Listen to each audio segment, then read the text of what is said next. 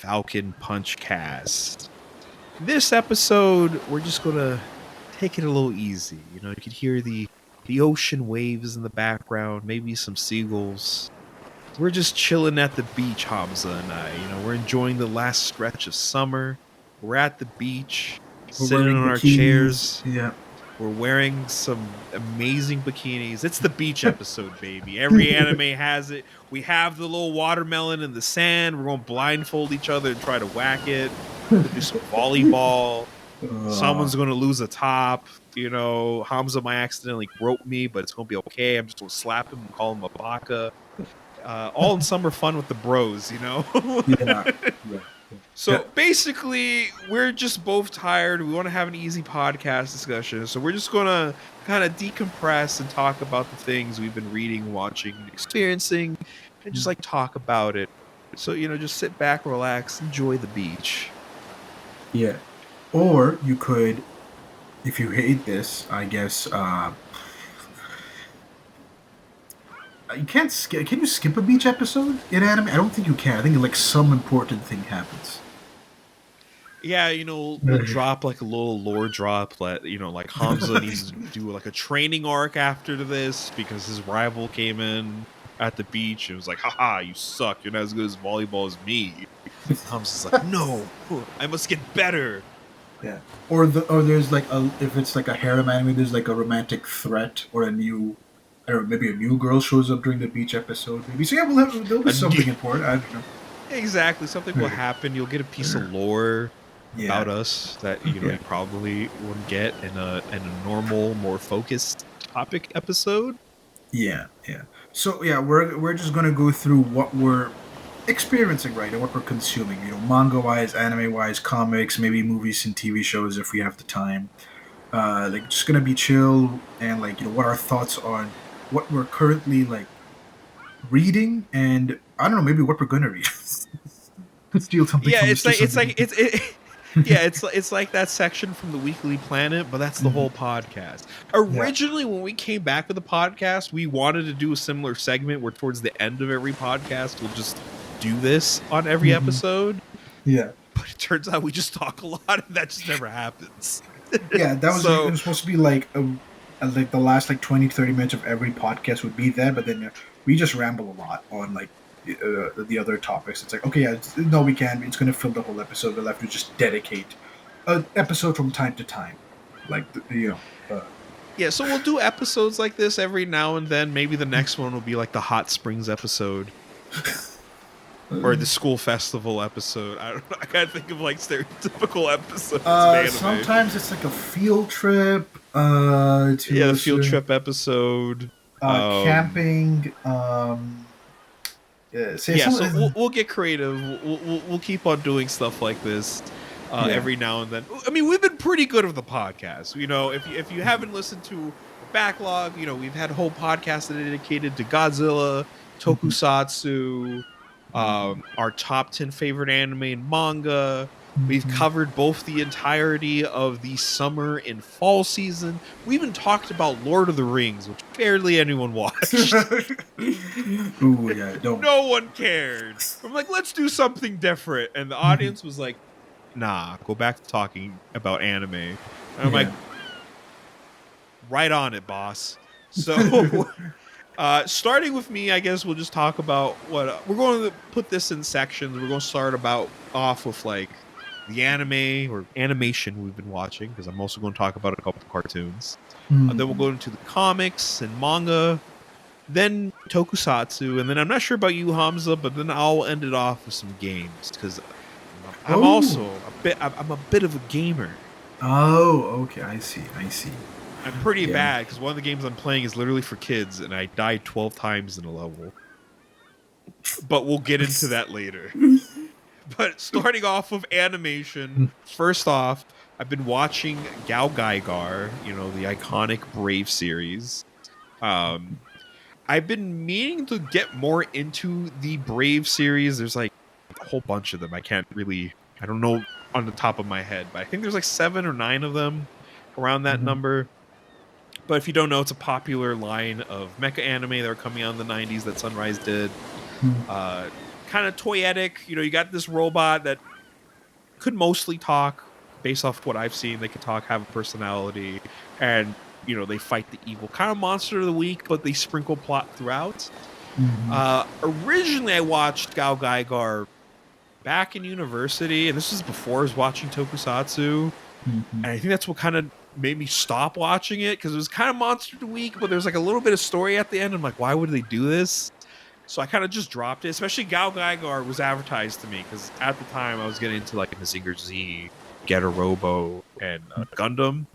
So I thought Gao Gaigar at first, without doing much research on it, I thought it was going to be like that. Especially everyone's like, it's the most hardcore anime. It's the most gar anime. Remember when people used to say that about like describing it? It was like, oh, it's so gar and this, that, and the other. So I'm like, oh, okay. Yeah, so like I thought it was going to be like that. And like it has elements of that. But since it was more Monster of the Week, I wasn't expecting that. I kind of fell off of it. But now that I'm more accustomed to like Tokusatsu and everything, I'm more familiar with, and basically it is, a lot of these Super Robot shows are just Tokusatsu series but animated. You know, you got the characters doing their thing, a monster comes, they have to go defeat the monster, they get like a mid-season upgrade, they get the Sixth Ranger, and so on and so forth, rivals. Wait, this has Sixth evil Ranger generals. as well? Really? Not really, it's more like a Sixth Robot. Okay. There's like a crew of robots of the 3G, as they're known in the that's the Gao Gaigar group. They get like new robots every few episodes that help them out fighting the bad guys. Oh, I thought it was just the one robot. Okay, I thought it was like no. Gao Gaigar has like he there's like a team of robots. You know, you got like a fire robot, an ice robot, a ninja cop robot, a little funny looking robot that turns into a guitar guy, and he becomes pretty essential to the team because he plays like a special disc that really damages the bad guys. Whole slew of robots, all these robots, and they're fighting against all these monsters and everything. So like I'm watching it still in the back of my head, because there's the 49 episode series, and then after that is an OVA series that's like 7 or 8 episodes or something like that. Okay. So it's still in the back of my head. I'm like, okay, any moment now, this is going to become like Getter Robo levels of hype, and I'm still enjoying it, but it's still very much like Super Robot Kids anime. There's some plot, there's some interesting plot threads. Some episodes end on a really nice stinger that have me like, oh boy, I can't wait for like the next episode. Especially now I've hit the point in like a normal Toku series. They're like, okay, we're done with the like, not filler episodes, but like the episodes that don't really have that much plot relevance. And now we're just going to go like straight to the plot in all the episodes. Like, so I've hit that point.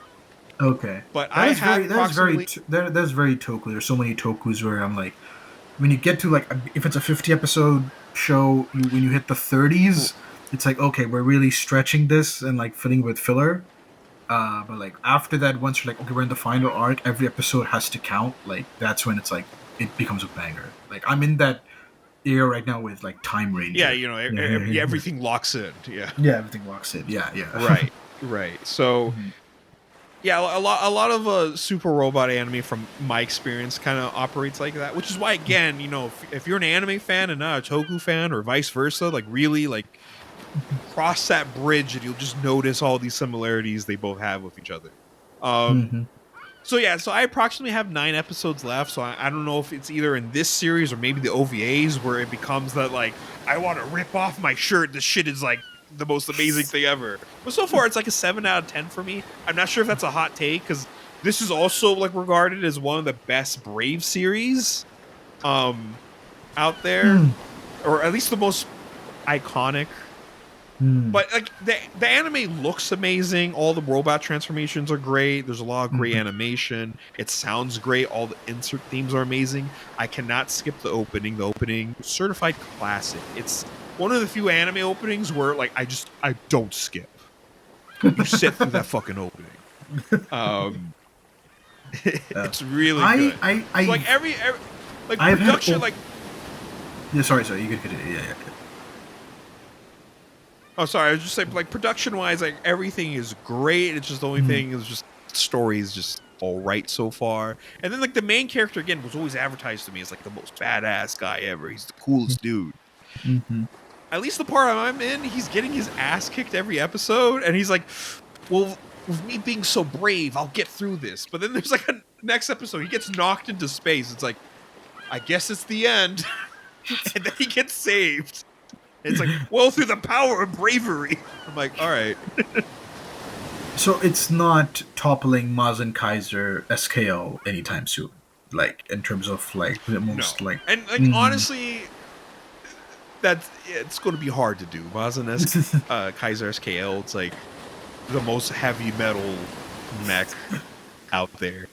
In terms of enjoyment, but in terms of anime, that's the only anime I've been watching lately. I've been also watching some cartoons. One I finished recently was a BoJack Horseman, which damn, that it's a lot. It's a really, really good show, but like damn. But it's also like really different than like other shows you've seen, even like animated shows, like I don't know, your like Rick and Morty's, your Family Guys, South Park, regular show. Trying to think, Archer, like whatever other like, yeah, it's like an adult comedy cartoon show, but like it goes hard in the like misery and like depression of some of their characters. Like yeah, so I mean you've experienced. I mean, it really like highlights what it is like the. Right. You know, it highlights what it's like being in the Hollywood industry, what it does to like sitcom actors and child stars, and just like the toxicity of just being in LA, more so Hollywood, and how all the people try clawing, like really just care about themselves and really self-centered. And it just dives into everything about like celebrity culture, so many other aspects of that. The thing is, it will hit you with some of like the just most hard-hitting, brutal drama. And then a couple scenes later, there's just like a wacky-ass animal pun.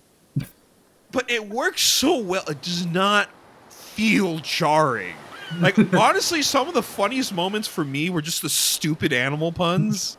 Because it never really properly addresses it, but the world of BoJack Horseman is like, there's humans, and then there's just animal people walking around. And it's okay for humans to like date these animal people. It's not like, oh, you're a furry, or it never gets brought up. It's just, it's normal. But it's not like, oh, these, you know, it's not like a deep psychological thing where it's like, oh no, they're not actually animals. This is their persona, but they're actually people. No, they're straight up animals because they all do animal-like things. The bird people can just fly. There's a whole episode in the ocean of like the fish people, which was a really great episode because it's like all in silence for the most part. Zero dialogue until like zero dialogue essentially in the whole like episode. I think only the very beginning and very end there's dialogue.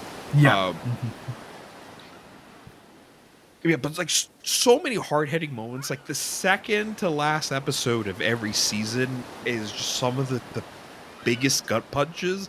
There's times where like an episode will end and I'm just staring at the screen as like the ending song is playing. I'm just like, what the fuck? And like the next episode will play. I'm like, I have to keep watching. Like, especially those last 3 seasons, like I was hooked. I think I finished the last season in like 2 days. I had to finish it. And then when I did, it was like Friday night.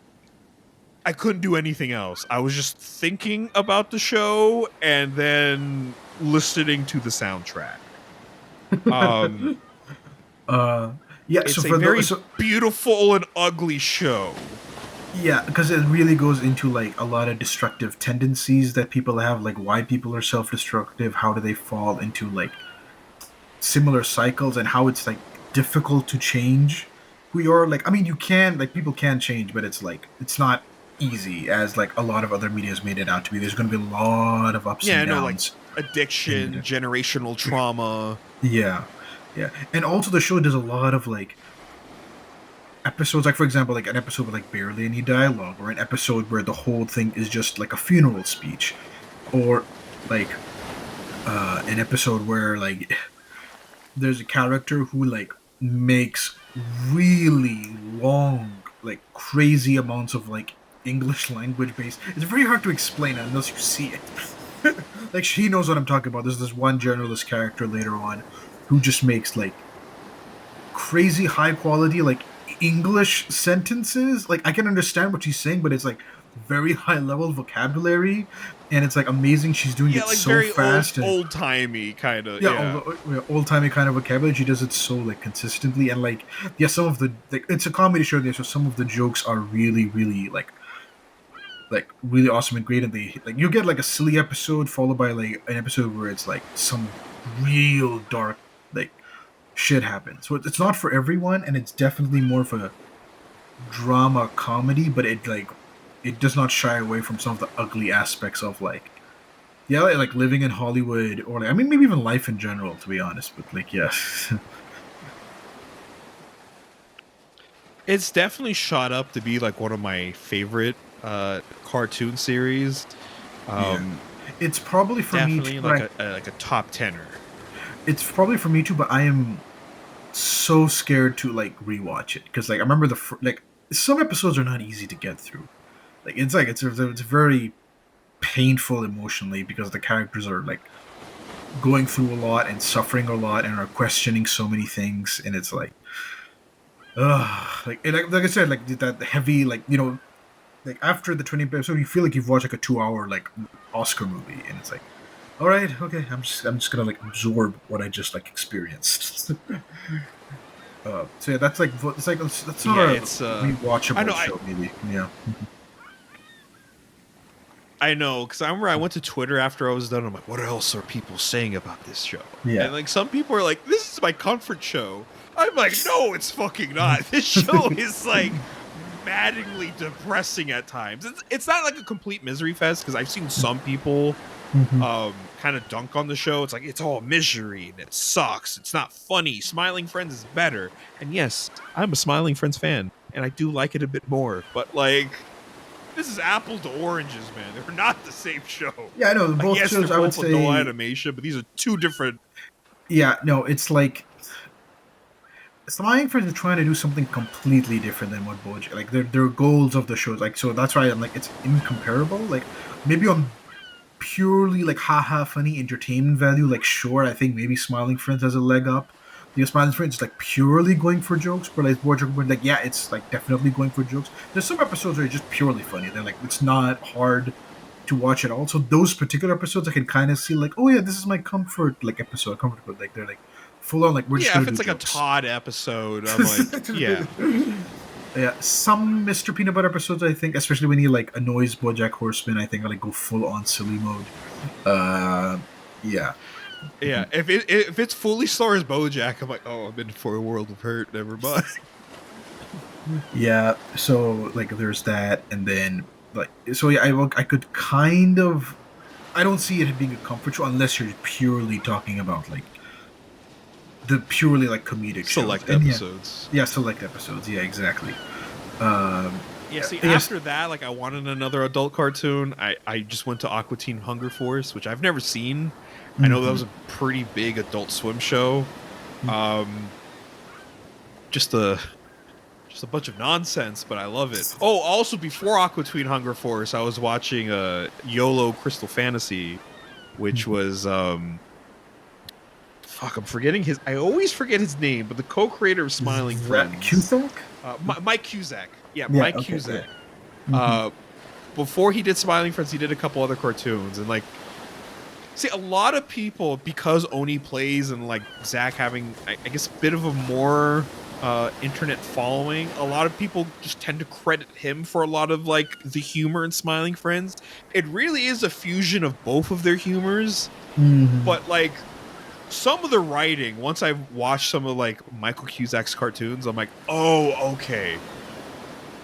This is the type of shit that happens in Smiling Friends is like the almost like crazily refined version of this. But Okay. it's also really good. See, I'm kind of in the same boat as you. Like It's Australian Smiling Friends. After Smiling Friends, I guess it was like we're just gonna talk about Smiling Friends. So like after Smiling Friends, I was like in the same boat. Like I need something similar to this. So, but I mean, I luckily have a lot of choices. Like I'm looking back, like maybe. I mean, I know it's not 100% the same thing, but it had the same vibes as like regular short Adventure Time, which I skipped when it was coming out because I didn't fully understand it, and I wasn't a fan of the whole like everything's random. There are no rules. Everything is just whatever you want to make it. Like we'll have a bird guy next to a jelly, jelly ball machine guy next to a Sasquatch that just skips around and a ghost with a hand. There's no rhyme or reason to it. It's just that's how it exists. Adventure Time also is like just a random fantasy land, no rules, whatever. So, but Smiling Friends is the same thing where everything is just whatever the creators just want to do. There's no like hard set rules, and I was like, I thought I was not gonna like it initially. I'm like, I don't like this. It's following the same like randomness as those shows, but I fell in love with the show. I'm like, this is hilarious. Anything can happen at any time. The jokes land, and like it goes into crazy places. So like, I don't know. Maybe I missed out, and I should go back to like regular show and Adventure Time. I'm also in the middle of like I was rewatching Archer, but then I stopped at a certain point, and I might have to start again. Maybe I don't know. I'm thinking about it because I don't remember where I exactly stopped. But Archer is still there. That's a hilarious show. You're not gonna like most of the characters are all assholes, but the show treats them like assholes. Kind of like It's Always Sunny in Philadelphia, where it's like, oh, you would love Always Sunny in Philadelphia. it's I still need to watch it. Yeah, I remember when I first got Hulu, I was going to watch it, but then I saw What You Do in the Shadows, or What We Do in the Shadows. I'm like, well, I guess I know what I'm watching. It is the closest thing to. Nah, I know. I wouldn't say. I was about to say it's the closest thing to Smiling Friends. It's not. It's just four idiots that are horrible, horrible people, but do like get into like insane, wacky like. Adventures in Philadelphia, but like so there are quite a few shows. Oh yeah, Rick and Morty. I still have like I have like 3 seasons behind on Rick and Morty, so I have to like catch up on that as well. I'm up to date. I just have not seen the anime, and I refuse to see the anime. Oh, why is that? I thought you would at least give it a shot. Like, what's your like hang up? I don't understand what the point of it is. Like, who wanted that? Why? Is it dubbed? Is it in purely like subbed? I think it has a dub, but it's like I think it's different voice actors. Also, they couldn't get the new Rick and Morty like voice actors. Like, well, it's the same. It's just like I think Rick and Morty are different. Yeah. Yeah, but everyone else is the same. So, like, I guess the anime has a different dub. Mm-hmm. I see. So it's just weird. But anyways, yeah, like a lot of good. I mean, I'm watching even what do you call it? Venture Brothers right now. I'm only like 2-3 episodes in.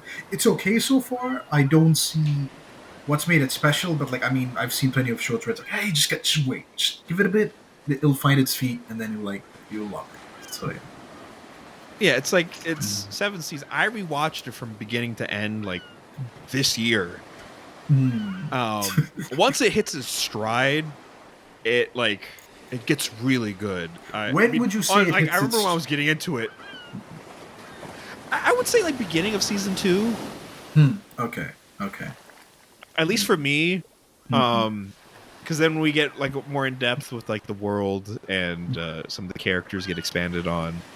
But I don't know. Even season 1, I really enjoyed. But I think that's probably like my second or third favorite like cartoon. It gets, I don't know, for me it got really good, very watchable, because I remember like somewhere like in the 3rd season I'm just gonna keep on watching this until I'm done with it. I binged it pretty fast, and I'm not really like a binge guy, but like, oh, have some free time for some Venture Brothers. And like now that it was my second time, I could kind of appreciate some things that happened with the story a little bit more, catch on to a couple things. And then I saw the movie that kind of like capped it off, kind of. Because I didn't see that before. Because like I watched it for the first time a couple years ago. But then I just wanted to watch it again so I could finally watch the movie, because the movie was like a continuation. I see. But there's also like Bob's Burgers as well. I very occasionally. I'm not like committed to that at all. But like that's also that was like the most normie thing I watched this year. I'm up to date with the show. I don't even know if I like the show that much. I'm like, it's just a show I can watch while I'm eating. Because like it's like I usually look for a YouTube video, but I'm just tired of searching for things. So I'm like, I'm just gonna put like again like maybe Bob's Burgers like could be that show where like I'm just like while I'm eating, I like it's like nice entertainment, like comfort entertainment. See, that's a comfort show. I can see that as a comfort show. But like Yeah, no, for a lot of people, it's their comfort show. Even though like if it's an episode that stars Gene, I skip it. I hate that kid. Yeah, this is I guess a hot take for the Bob's Burgers fans out there. Shane hates Gene. He skipped a season that had like 10 Gene episodes. Like I'm just gonna skip it. There's just one season. They gave it got to the point where I hated him so much. If the Hulu, because I was watching a Hulu, if Hulu had like the thumbnail was Gene and no other character in the thumbnail, I'm like, I'm not watching it. Unless like the description was like Louise, I'm like, okay, maybe. But if it's like just Gene in the thumbnail, I'm like, fuck this. Like, just because he's in the thumbnail doesn't mean it's about him. It just could be a still from an episode about he had enough presence in the episode to become part of the thumbnail. Jeez, okay. Listen, man, I'm not a big hater, but when I do hate, I hate. Like, this is why you should be all thankful I'm not toxic. Imagine me on Twitter, like with this kind of like hatred in my heart. All right, so anime-wise for me, I'm very early on. I'm like 3 to 4 episodes in on each.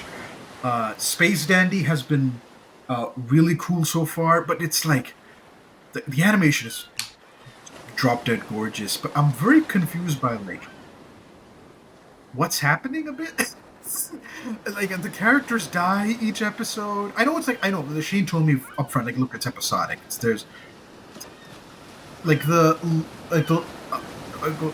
there's long running storytelling stuff, but like that like kind of builds up later. Like it's mostly episodic. But, like the characters just die each episode. Like the zombie one, they die.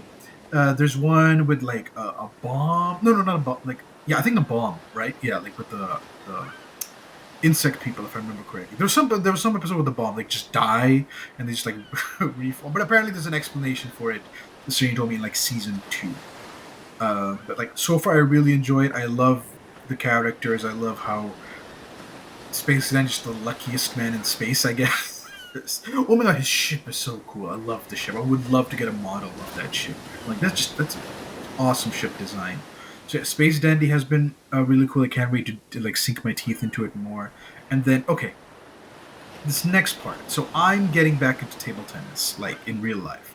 I played it in like middle school and high school, but I've dropped off since then. I played it very occasionally in university, but I haven't touched a racket since. So I'm getting back into it. I've actually even joined like a local table tennis club. So I was looking for table tennis anime, like a good like sports anime to like get me like motivated and like passionate about the sport again. So obviously I went with Ping Pong the animation. I'm only 4 episodes in, okay, and it's like a 12 episode, 13 episode show. I don't like it. And I have my reasons. Okay, number one, the show's fucking ugly. Okay, the characters are ugly. The animation. I know it's the director's style, but like, would it hurt you to make it pretty? Like, come on. Hamza, you're killing me here. No. Even the opening sucks. It's just like oh what? No, come on! I still listen to that opening to this day. The song's fine, but the actual like visual, it's just like replayed scenes from the episode or whatever. Like, it's like nothing like like there's what's in an OP. There's very little for that guy to do in this. I'll just say that. But he does like the anime though. So like. Yeah, I know he does. Whatever. Okay, so my main problem with this show is that it's not about ping pong. It's about other stuff like, athleticism, what sports mean, what does winning mean, like athletes' motivations, why they play a certain sport and stuff, and like, the character, the sporting, like character drama that comes into that. But like, it just, happens to be about ping pong. It's not really sinking its teeth into like why ping pong as a sport is amazing. Similar to how like haiku, like haiku was like why volleyball itself is amazing. Ace of Diamond, why like why baseball itself is like fascinating and amazing. I'm pretty sure the Initial D, Slam Dunk have done the same thing for like racing and like basketball. But like ping pong animation doesn't really do that. It barely talks about ping pong itself, so it's really frustrating me. And then top of that, you add the like animation stuff. It's like ugh, I don't like. It's not even like visually pleasing, so that's bothering. Now, I'm watching another one as well at the same time. In fact, I was not planning to. I didn't even know it existed. I like forcefully like found out about this. It's called Scorching Ping Pong Girl. It's from the era of like Moy Blob, quick cute girls do cute things, and this one the cute girls are like are like ping pong like fanatics. They love table tennis and stuff, and they're like they're part of the school team, and they're going to go to tournaments and stuff. This show, I identify with the characters way more. I like them more. They're very visually pleasing because it's a pretty show. Oh, come on. Yes! The character designs are nice. You like the characters more? Come on. I could understand them. Just because they look like that doesn't mean you can't understand.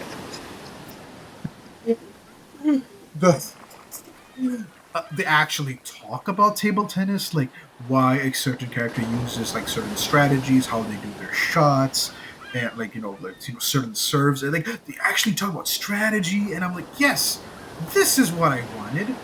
Ping pong animation. Why couldn't you do this? I think like another podcast like calls it like explainer manga or explainer anime, where they explain the sport. Like I wanted ping pong animation to do that. It doesn't, but this one does, and I'm like, yeah.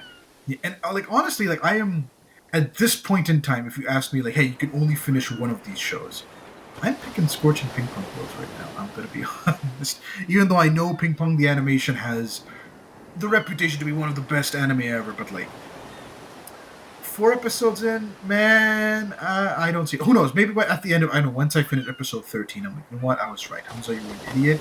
Ping Pong the animation is the greatest anime of all time, or whatever. I don't really but like as of right now, I'm like, whatever. Like I could drop it right now if I wanted to be honest. Then I wouldn't I would sleep sound. Shane would just like I don't know, pull his hair out.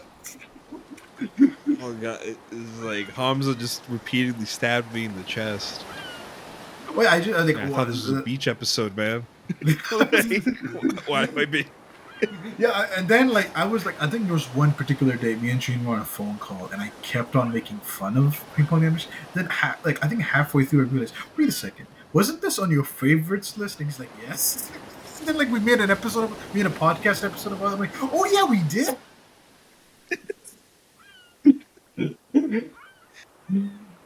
So yeah, that's my hot take. Like, Scorching Ping Pong Balls right now better than Ping Pong the animation.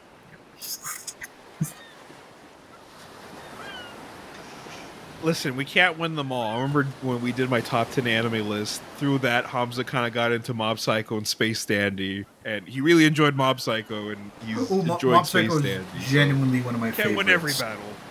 Mob Psycho is genuinely one of my favorites. Like it's now in my top 10 animes of all time for me. Like I love the characters. I love the action scenes were gorgeous. The story itself and how it's about like being better, self-improvement. You can be whatever you want to be. You don't have to be special. No one is special. Like so many good things. And yeah, Mob Psycho is good. Space Dandy is good. But man, I don't know, Shaheen. I don't think you understand table tennis. So. You don't understand sports. You're not a sports guy. I'm an athlete. Listen, I understand sportsmanship because of Ping Pong the anime. It explained to me what sportsmanship was. The spirit of sporting. Yeah, the boy girls did it for me too. Take that. It's like they narrowly labeled it to just ping pong. Ping pong the animation expands upon it. Yes, we're using ping pong as the vehicle, but you could apply this to any sport, any passion. That's the opposite. This is some real auteur shit. That's what makes it like not special. You know, if this was on the Annie list, you know, where we read our seasonal stuff, I bet you if you go back to when ping pong was airing, it was like avant-garde sports.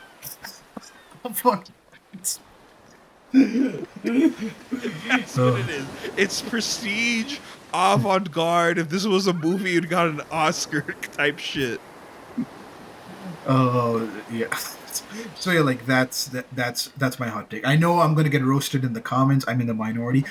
To be fair, I'm willing to change my mind on this. I haven't made my final. Like I haven't rated this show yet 100% because I'm only 4 episodes into each. But 4 episodes in, Scorching Ping Pong Girls is better so far. I have to say. Oh, I mean, again, you can't win them all. At least those were the 3. But you know, there's also the other Yuasa anime.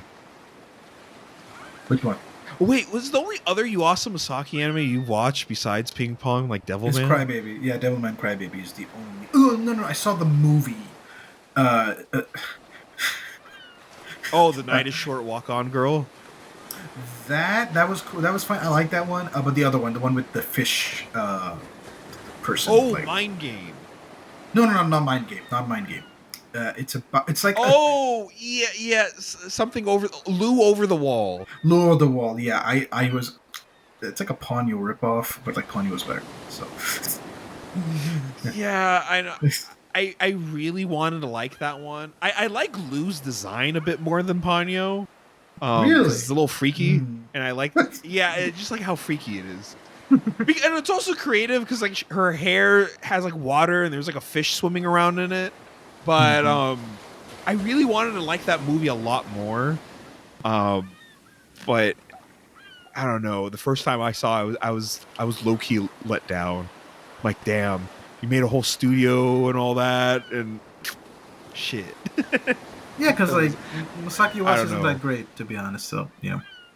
Oh, okay. Fuck. Like Yuasa's my boy. Like he had like Crybaby was it was all right. Like it's like see you got like besides Ping Pong, everything you've seen is not like the best Yuasa, but like Kemonozume, Kaiba, Tatami Galaxy, Mind Game. I saw Tatami Galaxy. That's how I would watch like Night is Short, Walk on. But like I to be honest, I've completely forgotten about Tatami Galaxy. Like I don't even remember what that was about anymore. Night is Short, Walk on Girl. I remember liking it when I watched it. And that, like it's too weird for me. He's like, you know, like for example, like what's that studio? Studio Shaft, I believe.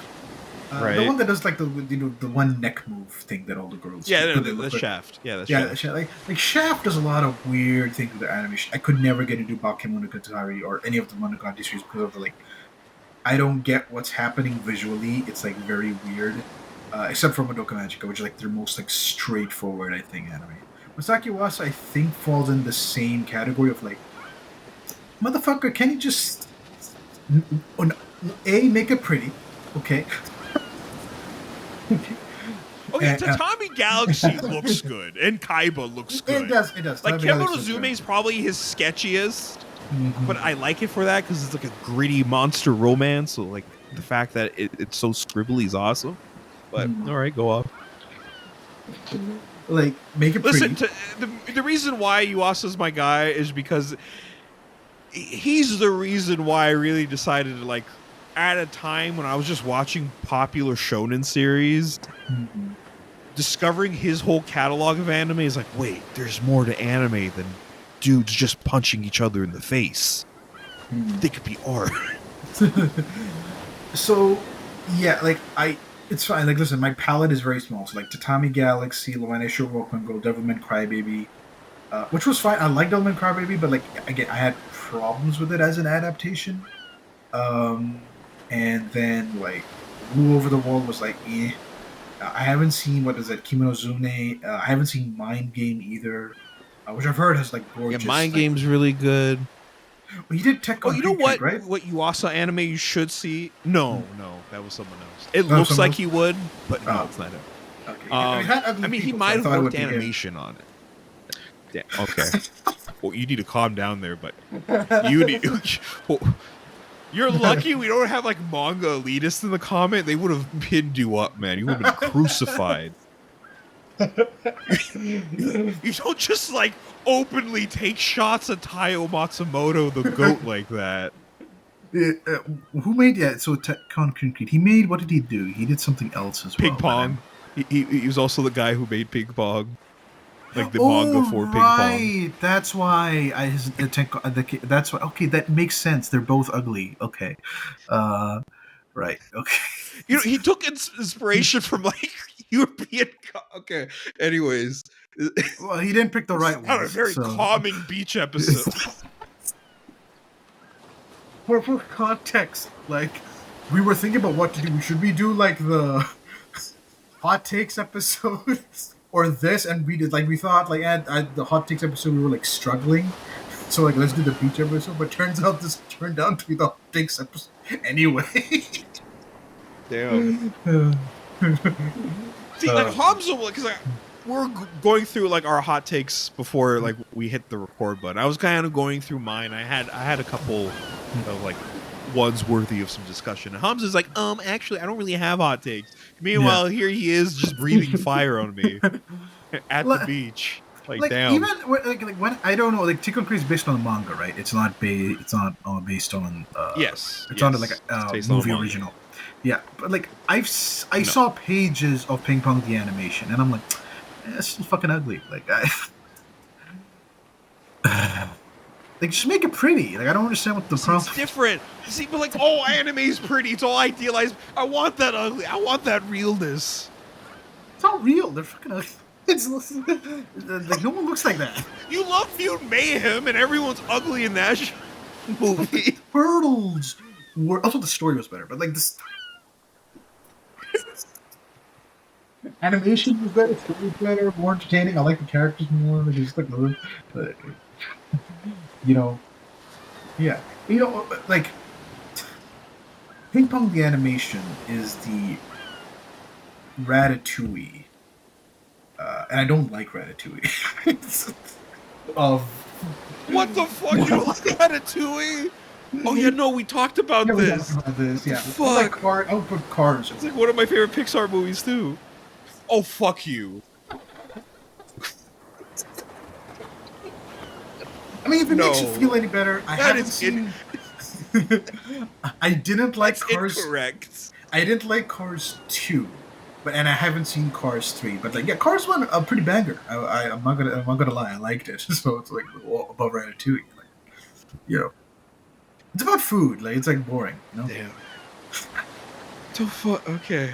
Anyways, going back to Yuasa, if I could make one Yuasa recommendation for you, I think it's only gonna get one season, especially since Yuasa kind of, but not really retired from the industry. He did do one really good season of an anime called Keep Your Hands Off Eizouken, which it looks nice, and it's about 3 girls doing an anime club where they make anime. That looked like, again, like that visually pleasing. Girls look nice, like the characters look nice, like that. I'm okay with. All right, you gotta stop with the ugly shit. Like that's like my main problem. Okay, so that's another. That's you're really killing me here. But that's another good Yuasa. And it's about the animation itself, right? Like it does come out like on the beauty of animation itself. I think, right? If I'm not mistaken. That's yes, it's like right. So like it's like 3 girls doing their own sort of animation studio, but they all do different things. Like one girl's like, well, 2 of the girls are really obsessed with animation, but they get their heads in the cloud too much, and they really just want to spend so much time animating something. Mm-hmm. And then one of the girls, the best girl, is like, you guys got to get your heads out of the clouds, and we have a deadline. Like, you don't have time to redraw this. Just finish the damn thing. We have a deadline. We have to show this and like get the voice acting. It's like we don't have time to do this shit. Mm-hmm. But yeah, shame that I think it's just going to be that one season. I mean, there is a manga, and I think that's there is officially a manga. licensed. It is. I've seen it. That's how like it's still in my mind because I'm like, oh yeah, right. Like I have to. It's on my watch list. I will give it a shot. How would you compare it to Shirobako? I have not seen Shirobako, so I have no comment. Oh yeah, because like, it has pretty people. That's why you didn't watch it. That's okay. What is this narrative you're trying to make now? Like I'm just saying, like I'm getting an idea.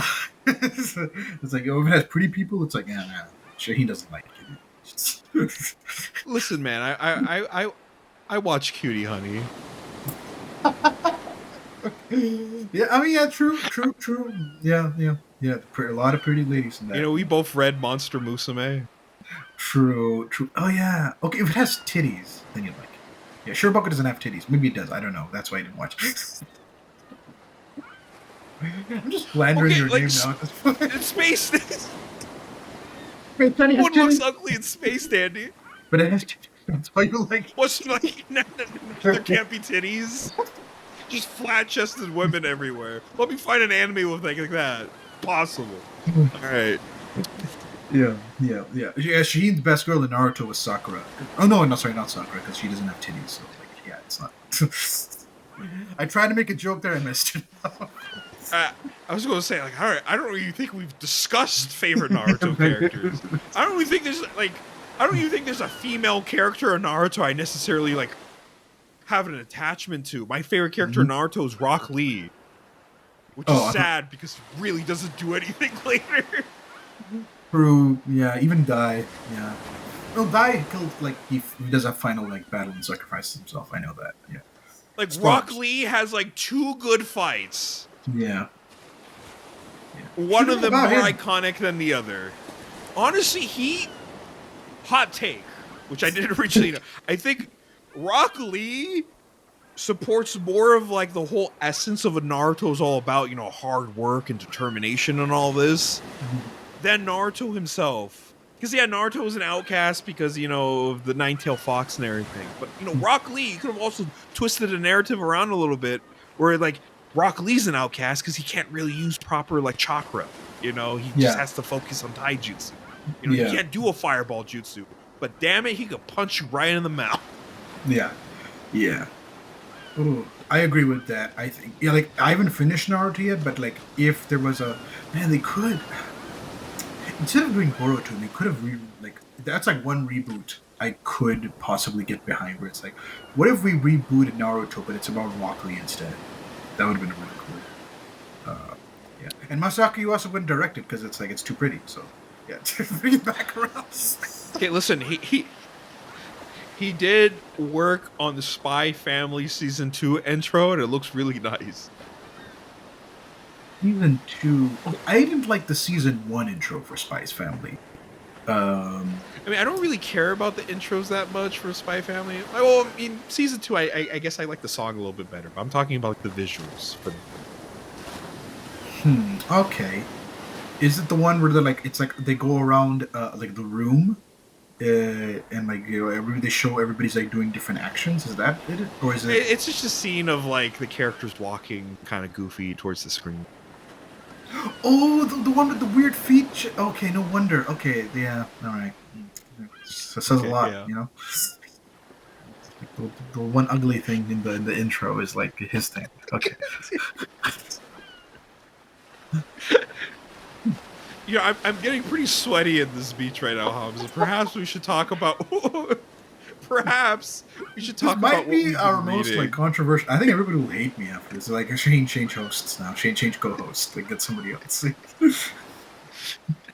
I'm accepting applications in the comments. So going into reading, I haven't read that much manga beyond like the weekly manga I'm already up to date with lately. Hamza knows this. I'm really weird with the way I read and watch things. I kind of schedule them out like, okay, for these 2 weeks I'll be reading manga. The next 2 weeks I'll be reading comics. It's just something I've always done since high school. It's stupid. I know it doesn't work and it's flawed, but it's just what keeps me going, baby. But right now is like my DC Comics kind of little bender right now. I'm just reading 4 different DC series, which are the Batman Scott Snyder run, the John Byrne Superman run, the Alan Moore Swamp Thing run, and then also baffling the Hamza, I started Garth Ennis's Hitman. Yeah, that's the one thing I was very. All the others make sense. I'm like still kind of like question marking. Like you started Superman like post Crisis, but Batman New 52 onwards. But like, yeah, I mean I get it because like Scott Snyder's run is like hailed as one of the best Batman runs. Hitman was like a complete blindside to me. Like he even made fun of Hitman before. It's like this is just a guy in the glasses and a trench coat. And like you think, well, yeah, but I want to like read something Garth Ennis, and like I want to see like a dark vigilante. But when you mentioned Dark Vigilante, I'm like, you're reading Batman anyway. So what? It's like, yeah, but I want one that shoots. I'm like, Punisher was right there. He's like, yeah, but like, it's like, yeah, I could just read Hitman. Listen, So I'm like, on my okay. DC week, so I like Punisher's not DC, he's Marvel. All right, okay, sure. But like, yeah, I haven't read it myself. It is on my like list of eventual, especially since I've read Garth Ennis's Punisher. I'm really interested to read his Hitman now, just to see like. Just to compare and contrast it, I've also heard Hitman's like really funny, so like I'm really interested, especially at like certain scenes because Garth Ennis hates Batman. Like he hates most superheroes. To be honest, he thinks most of them are stupid and dumb. He only superhero he respects is Superman, and that's reflected in Hitman. Like Hitman, like really like trounces Batman. Like he frustrates Batman so much, but Superman he respects. He's like, no, Superman's cool. Yeah. So Yeah, I haven't gone to the Superman chapter yet. With Batman's like, listen, man, I don't like you. Because in like the first volume I was reading, which by the way, Hitman, because I know he's not really a popular character, it's really just this Garth Ennis run. I don't really think anyone else has done anything with him. Maybe James Gunn will bring him around because he seems to like doing shit like that. So he'll probably bring him around some point in DC universe. He is a lower tier character, but like I've heard so many people praise this run to death, and it has like 10 volumes, so it is like in a way it lasted for a long time. So like, I mean, see, in the '90s you could just do that. You could just make a character with like 60 issues or something, whereas nowadays it's like miniseries.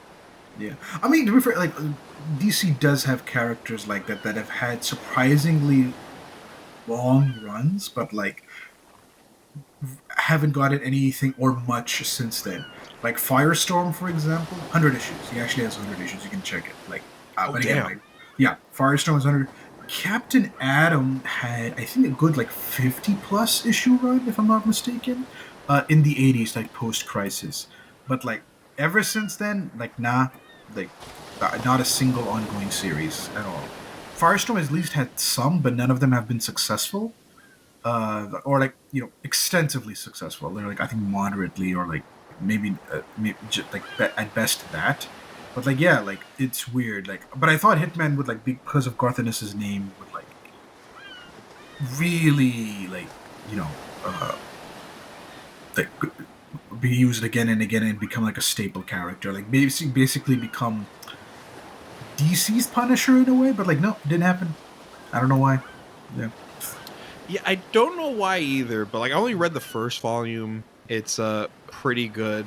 I mean, Batman in this one wasn't like a total idiot, even though he kind of just sneaks away through Batman by like putting a gun in his mouth. And then Batman's like, listen, you kill people and I don't like you. And then, Hitman's like, well, because he was on a contract to go to Arkham to go kill the Joker. And Batman found out about that. He's like, oh, no, you don't. And then Hitman's essentially like, why not kill him? Like, you're the thing everyone on Twitter always says is like, by not killing the Joker, you've technically killed thousands of people. Even though at the end of the day, I don't really think it's like Batman's responsibility. It's really all up to Gotham City government. It's all their fault, really. Like, how do you keep on letting this motherfucker escape? Like, I don't know why you're putting the blame on Batman. He's just doing his job and protecting the streets of Gotham. Like, everyone else needs to step up. Leave my man alone. But, Hitman's been pretty good with the Batman Scott Snyder run. The reason why I decided... Because I've read a lot of, like... Batman graphic novels or like one-shot stories and stuff like that. I haven't dived into a proper run, but I wanted to get into the Scott Snyder run. Not only is it because it's a pretty well-regarded, highly acclaimed modern run, but when I was first getting into comic books, which was probably around like 2013, 2014, around that time, every time I would go to Kinokuniya where I would buy my comics and manga, I would always see there was like this big box set for the Scott Snyder Batman run that had like one of the Court of Owl masks on it, plus the comic. Or then there was like another one with like the Joker flesh mask kind of thing and a comic. I'm like, wow, this looks really cool. Like one of these days I'll get into it. But many years later, I'm finally on it. I read the first 2 volumes of it, the Court of Owls and Night of Owls. Really great run if you're new to Batman. It's a perfect jumping on point. I mean, these days everyone knows the bare bones basics of Batman, so it's pretty easy to get into. You know, rich guy with a bunch of Robins running around. It dresses up like a bat at night and punches criminals. But Court of Owls is really good. It has a unique horror tinge to it because secretly there's like this cult-like entity running underground Gotham that Batman never knew about, which is kind of creepy because like Batman's like, no, I've heard of this legend. It doesn't exist. It's just an urban legend. But it's like, but Batman, you're an urban legend. He's like, no, I've looked into this shit. It's not. You're just being superstitious. And then one day it's like, wham! Here comes an owl guy trying to kill him in his house. It's like, what the fuck? So, and then you get like 2 volumes of that. So, it adds an extra mystery where, Batman, the guy who practically knows everything, didn't know everything at this one point. Some really good stuff, some fantastic art by Greg Capullo. Yeah, Scott Snyder is he is a horror fan. Like he really knows how to like do horror really well, so it does have a very horror tinge. I remember that when reading it, and remember like re-remembering it. I'm like, oh yeah, he does horror really well. He knows how to like sets it up and like you do the pacing of a horror movie really well, and the atmosphere and the mood. Greg Capullo's art, my god, like maybe his best work. I don't know. It is like, fantastic. And this is a guy who drew like Spawn for an extended period of time, so it's like a perfect like match made in heaven. Yeah, there's a couple panels where I'm like, it's just badass. It's really cool. And then also I maybe subconsciously decided to go with this run because Scott Snyder is returning to Batman with Absolute Batman, which is coming out in a couple weeks, which I can't wait for. I don't know. There's something about Absolute Batman. Every time I see anything about it, it makes my brain just turn into a rampaging gorilla. Like anytime I see a panel or I learn a little bit of tidbit information of it, I'm like, fuck yeah, just jacked Batman with an axe as his logo. It's just like, fuck yeah. And his like ears were like knives, and he's so edgy, but he's so cool, and he's massive. Why is he so big? I don't know. He's bigger than Superman, surprisingly. Yeah, in this universe. Yeah, for those who don't know, Dude is jacked. So DC is making a spin-off universe where it's like a cracked mirror version of the main DC universe, kind of similar to like the Ultimate Universe in Marvel, if you've seen that. Like, and it's starting from scratch, and it's like different versions of Batman, Superman, and Wonder Woman, and there's going to be other characters later on. Like, there's going to be an Absolute Flash, Absolute Green Lantern, and like in this one, Batman is like jacked and huge, and he's not rich at all. He's actually like a working class person.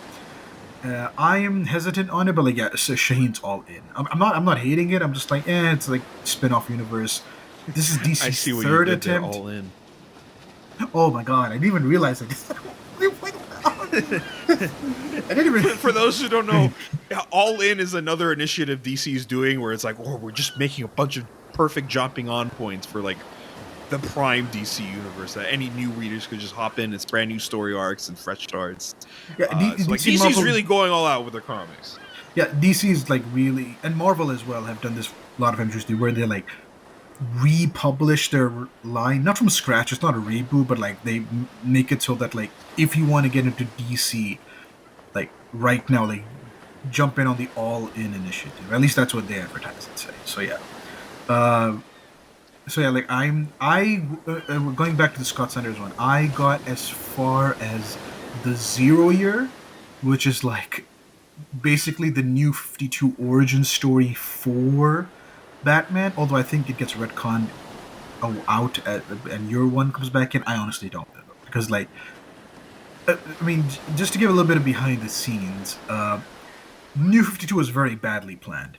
Like, very clearly, it was a rush job. People were just kind of going on their own. Like, there's so many behind the scenes stories of DC not communicating to its creators what they wanted or like, being undecided on so many things. So, when Scott Snyder was planning out and writing his Batman run, he did a reference to Year One, where like he wanted to expand on something in Year One with like a modern story, and then the editor in chief at the time was like to Scott, like, oh no, we're rebooting from scratch.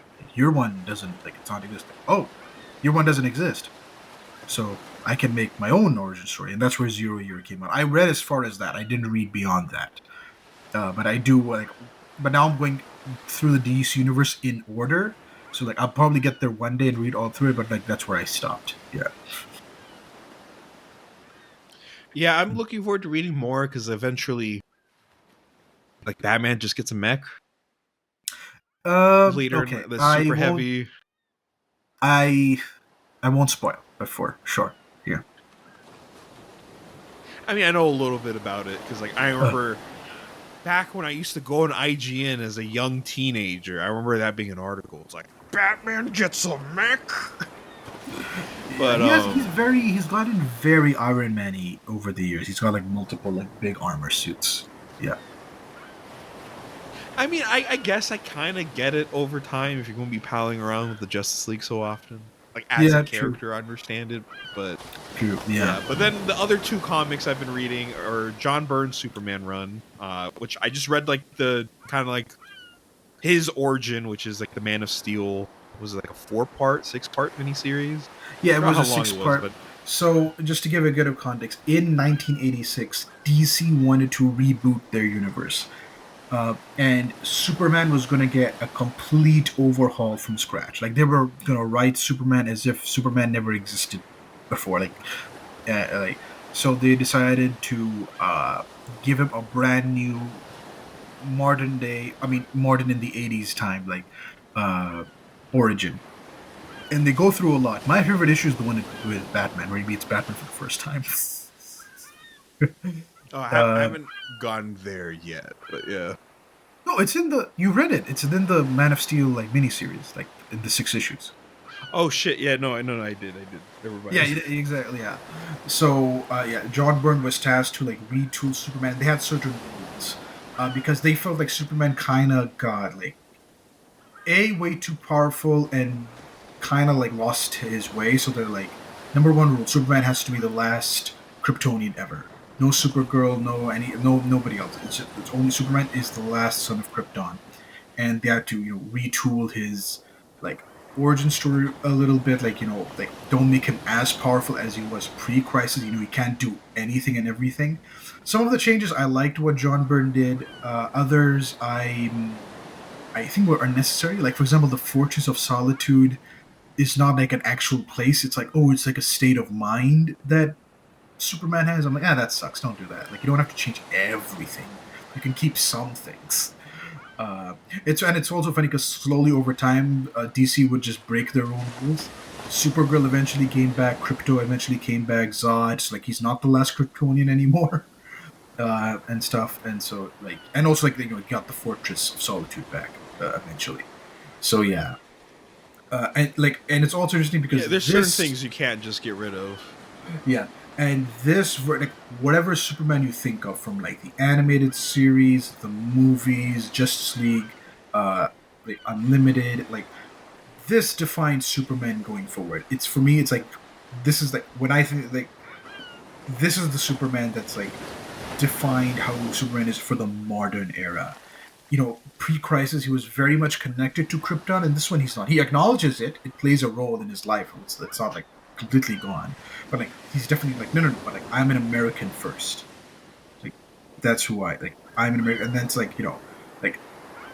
Clark Kent is who he actually is. Clark Kent is the personality. That's what makes, like, why is Superman good is because Clark is good, and why is Clark good is because he was raised by good people. Like, that's how it is. Like, Superman is just like, the costume, the identity he uses to, like, be, like, to help people, but like, if but Clark Kent is actually important, and he's the good person. So yeah, like, I really like John Byrne's reinterpretation. I That's like definitive Superman for me. It's not the definitive origin. I do think I like Secret Origin and Birthright better because yeah, they retooled Superman's origin again twice.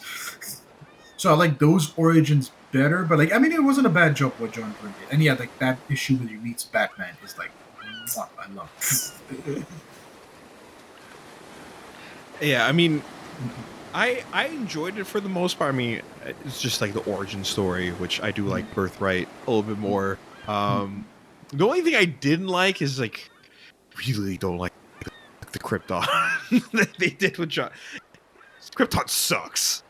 Yeah, it's like Baron. They wear these like long sleeve things, and they're like very much like very science and logical and stuff. So like, yeah, But like and like, cold, not in yeah, like very a cold. fun, cool way.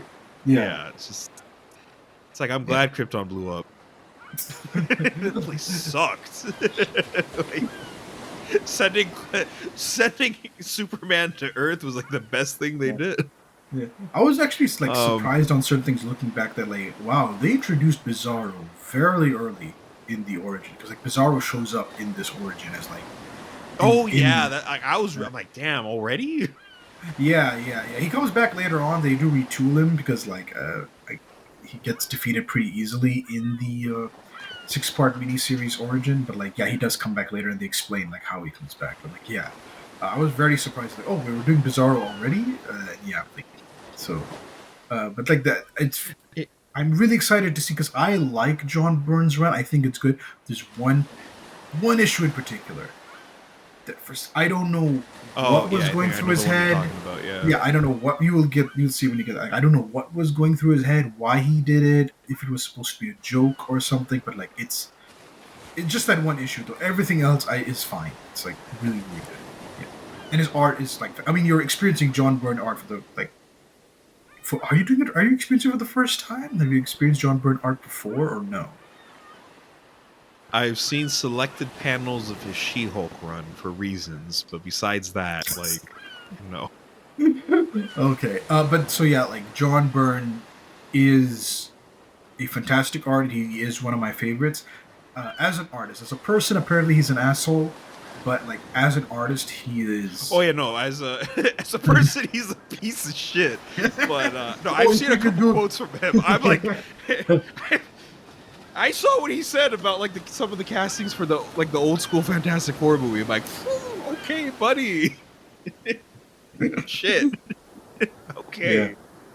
Yeah. So like his art is like fantastic. He does amazing like gorgeous rendering, beautiful images, and like really interesting like, I don't know, like panel work. And apparently like some people have said, I've seen some comic book fans say like he is the closest at the time. Obviously like manga has had a huge influence on comic book art, but like before that time, when manga wasn't really like all that known in America, Byrne is the closest thing to a manga artist at that time.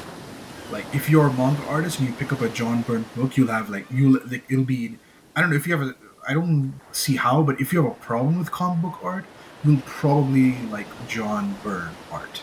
Yeah, if you're a manga reader, like a pure like manga reader. So yeah, like that's something I can kind of see it, but like I'm not sure if I can fully 100% of it, but I can kind of see that. Yeah. Right, and then I don't know, the final comic. I don't know. Do you agree? Like, yeah, I mean, I enjoy the artwork. It's just like all the comics I'm reading from like they're all from like different generations and styles and all that. So it's just like it's really hard for me to put a footing on it. Especially some of like the more modern comics I'm reading are like way different art. So I don't even know what like the standard comic book art style for today is. Because I always hear people complain about that. It's like, oh, I hate comic book art. I'm like, there's so many really beautiful looking like, what are you looking at? Yeah, like so back in the day, there definitely was a thing as the house style. Basically, like Right. what Marvel comics or what DC comics should look like. So even if an artist like changed hands, the art would still like it wouldn't look different. And as someone who's read like 60s, 70s, 80s comics, like Amazing Spider-Man alone, like they really do stick to that. Like some of it bleeds through, but for the most part, like if you weren't paying attention, like you could easily see like, oh no, like just the same artist like working continuously. It's not, but like but like I wouldn't blame someone to like if they didn't realize that like it's a different artist every time. So there was strict rules on like this is how a comic book should look. This is how this character should look. This is how we should make like these things and stuff. Over time, slowly but surely, like things got way loose, and now we're at a point where like every artist just draws in their own style. There really is no house style anymore. Yeah, yeah. Which also like that's kind of the thing that like I find like people talk about comic book art like it's one thing, but it's like it's not. It's not anymore. Like Greg Capullo is so different from like Jorge Jimenez. Jimenez is so different from like John Byrne. I don't know. He's so different from like George Perez. Like I don't know. Like it's like it's Jim vastly Lee different. and so on and And so Jim forth. Lee. Yeah. It's like very different. So like I don't know. Dan What Mora. Yeah. yeah. Like same thing with manga. Like yeah, there's the base like anime manga style, but like every creator goes in like completely different directions from that base to the point where like I don't think you can compare like I know Ichiro Oda's art to like Tetsuya Endo, who's like the Spy Family. Like they're clearly trying different. Like, they're clearly going for a different thing with both their books. You know, like yeah, Right. Yeah, because like occasionally on Twitter, I'll see people like, "Oh, I can never get into comics. They all look bad." I'm like, "Bruh." really? Like, I don't know what comics. I don't know what comics you're looking at, but like, I don't know. May I introduce you to like Dan Mora, Danny Warren Johnson, and who's working on the new Zatanna book? Because that one it looks really good. Oh, I forgot. I There's, don't like, remember. Yeah, whoever is doing Zatanna Bring Down the House, like that comic looks gorgeous. Mm-hmm. So yeah, I don't know. Sometimes when I see like, oh, comics just look ugly, I'm like, I don't know if you've just been looking at Rob Liefeld all day, but like, no, comics are very artistically unique, from comic to comic. But then the last DC book I've been reading has been Saga of Swamp Thing by Alan Moore. Yeah, it's on my list. I gotta read that. I'm working my way through it. Really good. Been wanting like Swamp Thing was always like one of those comics. Like even before I really got into comics, I it's Alan Moore, Watchmen, so V for Vendetta, League for Extraordinary Gentlemen. So like I've always wanted to get into those comics because even like on the outside, kind of know who Alan Moore is if you have some like a little bit of a finger on the pulse of comics. You know he's really well respected. Oh yeah, Killing Joke was another Alan Moore classic. Yeah. So been wanting to read this, but I remember telling Hamza, I'm like, okay, I'm going to read Swamp Thing. I'm going to read the early Swamp Thing, and then I'll jump into Alan Moore. Early Swamp Thing is like, it's all right. Has really great art. Love the art. But like the overall story wise, it's kind of all right. And then like Alan Moore, when he comes on, he kind of finishes off a plot line from the original run, and then he just does his own thing. And this run just goes places. Swamp Thing goes from being like this man monster to this like cosmic elemental, very cerebral.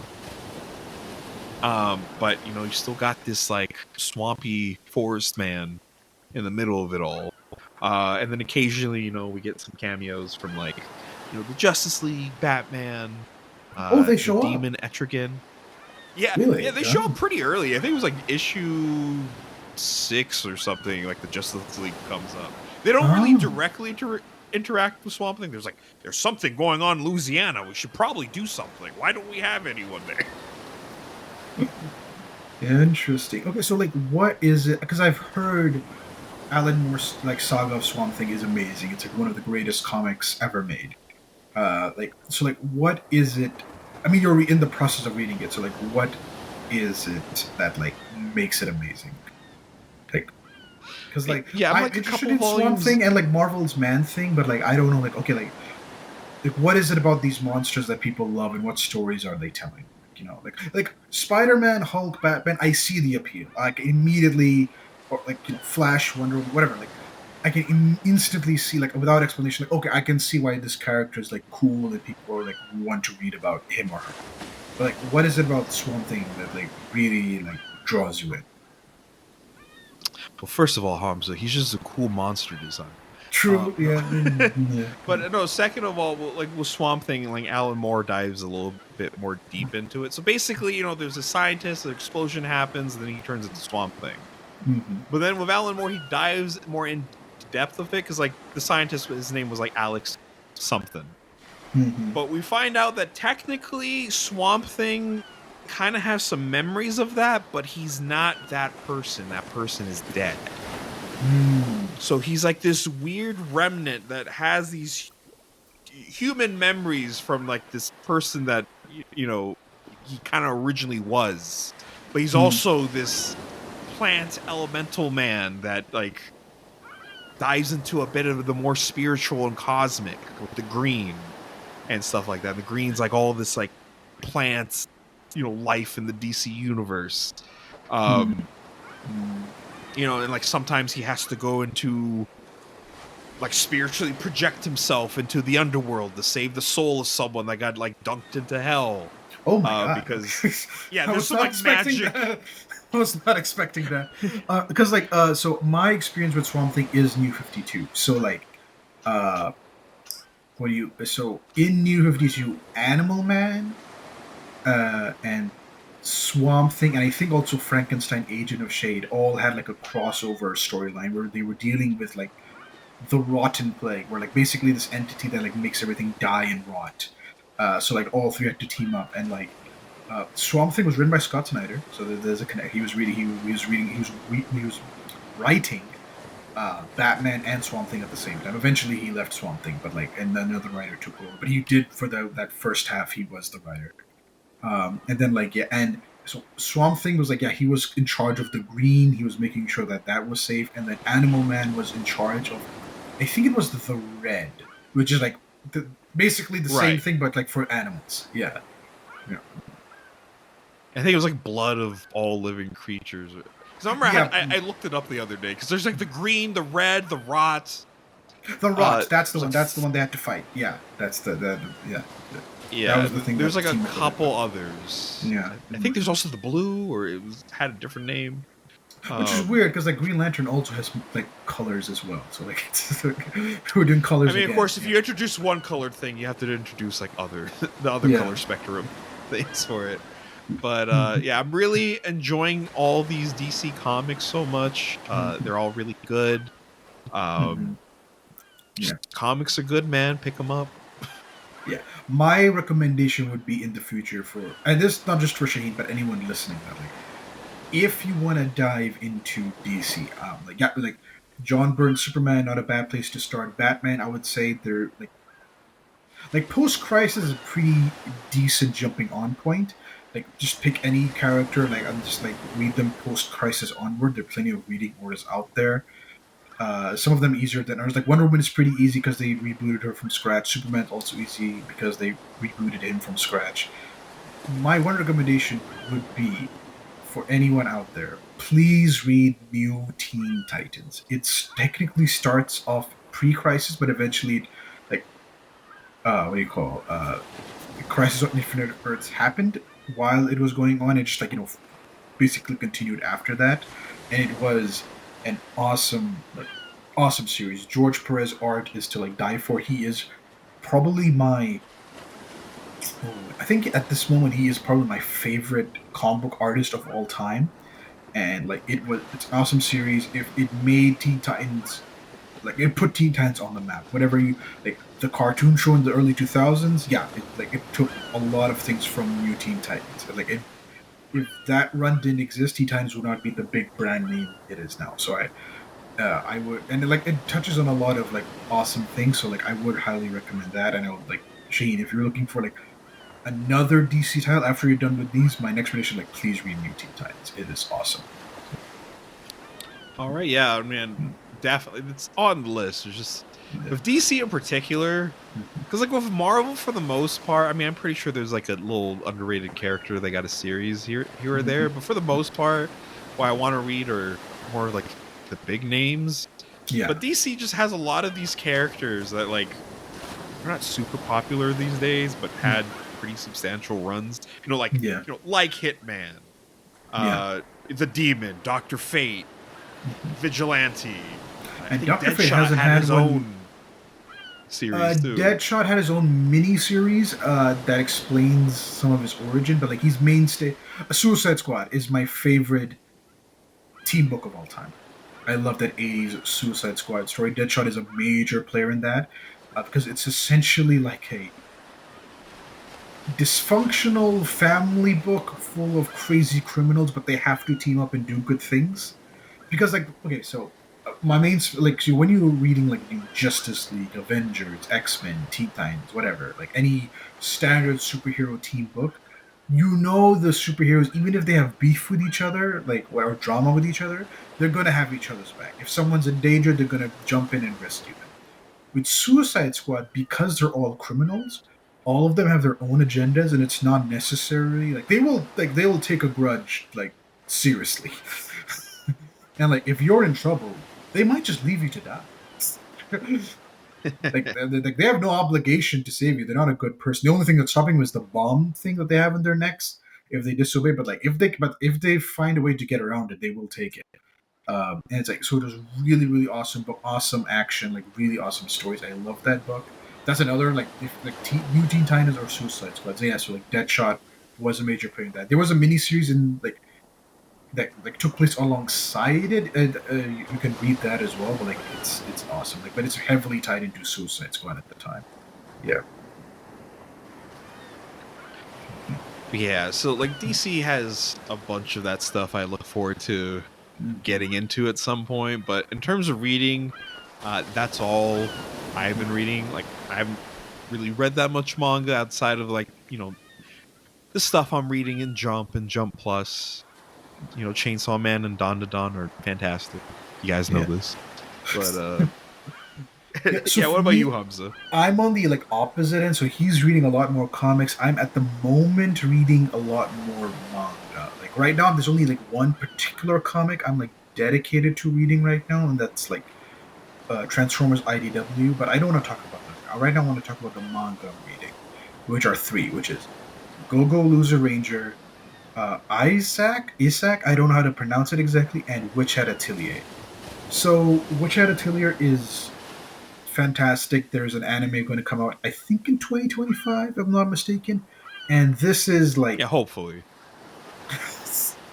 Why is there delays already? I don't know. It's like, I think a trailer came out for it, but I don't think a date came out. I'm not too sure. So I'm hoping it comes out in 2025. Yeah. So Witch Hat Atelier is it's interesting because like it's technically a seinen because it comes out in a seinen magazine, but there's nothing about it like, if you pick up like, Berserk or Vinland Saga or I'm trying to think Vagabond, it's like, oh yeah, this is very clearly like for adults, like a kid cannot read this. But like Witch Hat Atelier is like perfectly kid friendly, especially if they're of the Harry Potter, Little Witch Academia, like fan variety. If they love that sort of things, like Witch Atelier will be right up their alley. It's like It's like a perfect like gateway manga, I would say. It's about these witches and like this girl who like doesn't, due to reasons in the plot, like she can't be part of the witch world. She can't use magic, but like finds her way into it, and it's about her adventures of learning how magic works. And there's a pretty unique way of how magic works in this, which I find like awesome and fascinating. And it's a clear like allegory of how art is amazing, because the way the magic works in Witch Hat Atelier is that they have to draw. Like they have to draw symbols. They have to draw certain like things to make a spell work and the rules behind it. So it's a clear metaphor for drawing being magical. The art of drawing and making art. So it's awesome and the characters are beautiful. The art is just, if you think that Vinland Saga, Vagabond, Berserk have amazing art, this holds a candle to those three titles. It is some of the best artwork I haven't seen. The one thing that made me really want to read it was that I've heard that this manga has some crazy inventive panels. I've experienced it a little bit. I'm only 4 volumes in, but I'm really hoping it amps up the crazy panels, because right now it's using for the most part traditional stuff. But I'm really hoping to see how what sort of crazy panels and transitions it uses to really amplify its storytelling and stuff. So yeah, Witch Hat Atelier, highly recommend. I think Shaheen is also you were up to date with it, right? If I'm not mistaken. I was at one point, and then I was reading the volumes. Same, I'm reading the volumes right now. Yeah, so I got up to date with the volumes that were released. And then I kind of fell off, and now I'm pretty sure I'm 60 chapters or so behind. Oh, I see. That's 3 volumes or something behind. But yeah. Oh, no, actually, no. Each chapter is really long, so it might be more volumes. Yeah, because right. I think it's a monthly magazine, so I think the chapters are double the size. This is amazing. I heard this artist has also done DC cover work, and I found it. It's oh yeah, that is Witch Hat Atelier art, but with DC characters on a DC cover, it's insane. I can't believe. So she has comic book credentials as well to tie into her comic book conversation. So Witch Hat Atelier is amazing if you really love magical stories and witchcraft and all of that stuff. And again, in the Harry Potter vein, in the Little Witch. Little Witch Academia was kind of disappointing to me, but didn't really scratch the itch that I wanted it to scratch. But Witch Hat Atelier definitely fills that role. And next we have Go-Go Loser Ranger, which is okay, so if you're a Power Rangers fan or a Super Sentai fan, I definitely recommend picking this up. It was advertised as one thing, but it's honestly something else entirely. When I first picked it up, I thought it was going to be, because it was the way it was advertised is what if Power Rangers were actually the bad guys? And I'm oh shit, I'm 100% interested in that. And what if the Power Rangers were the bad guys and the monsters were the good guys?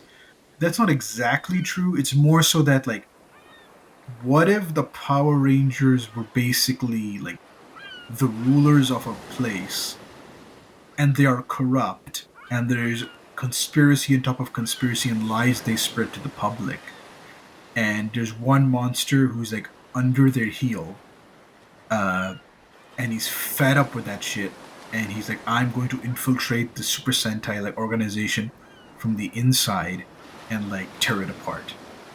That's what the actual story is, and it is really, really interesting. Again, really good art. It's the same artist as Quintessential Quintuplets. The action scenes could use a little bit of work, but again, it's not too offensive. It's just this could have done a little bit better here, a little bit better there. But for the most part, it's fine. It's really entertaining. Yeah, and I'm really interested to see where this goes, because this manga keeps on throwing in twists and turns. Every time I think oh, this is going to be the character's motivation, it shifts, but not in a random oh my god, the characters have no direction, but due to reasons, clear defined reasons, the characters motivations and plans change and shift as the story moves along, because the characters are kind of just winging it. These are very I will punch first and ask questions later, so it's not thinking straight, and it's really interesting commentary on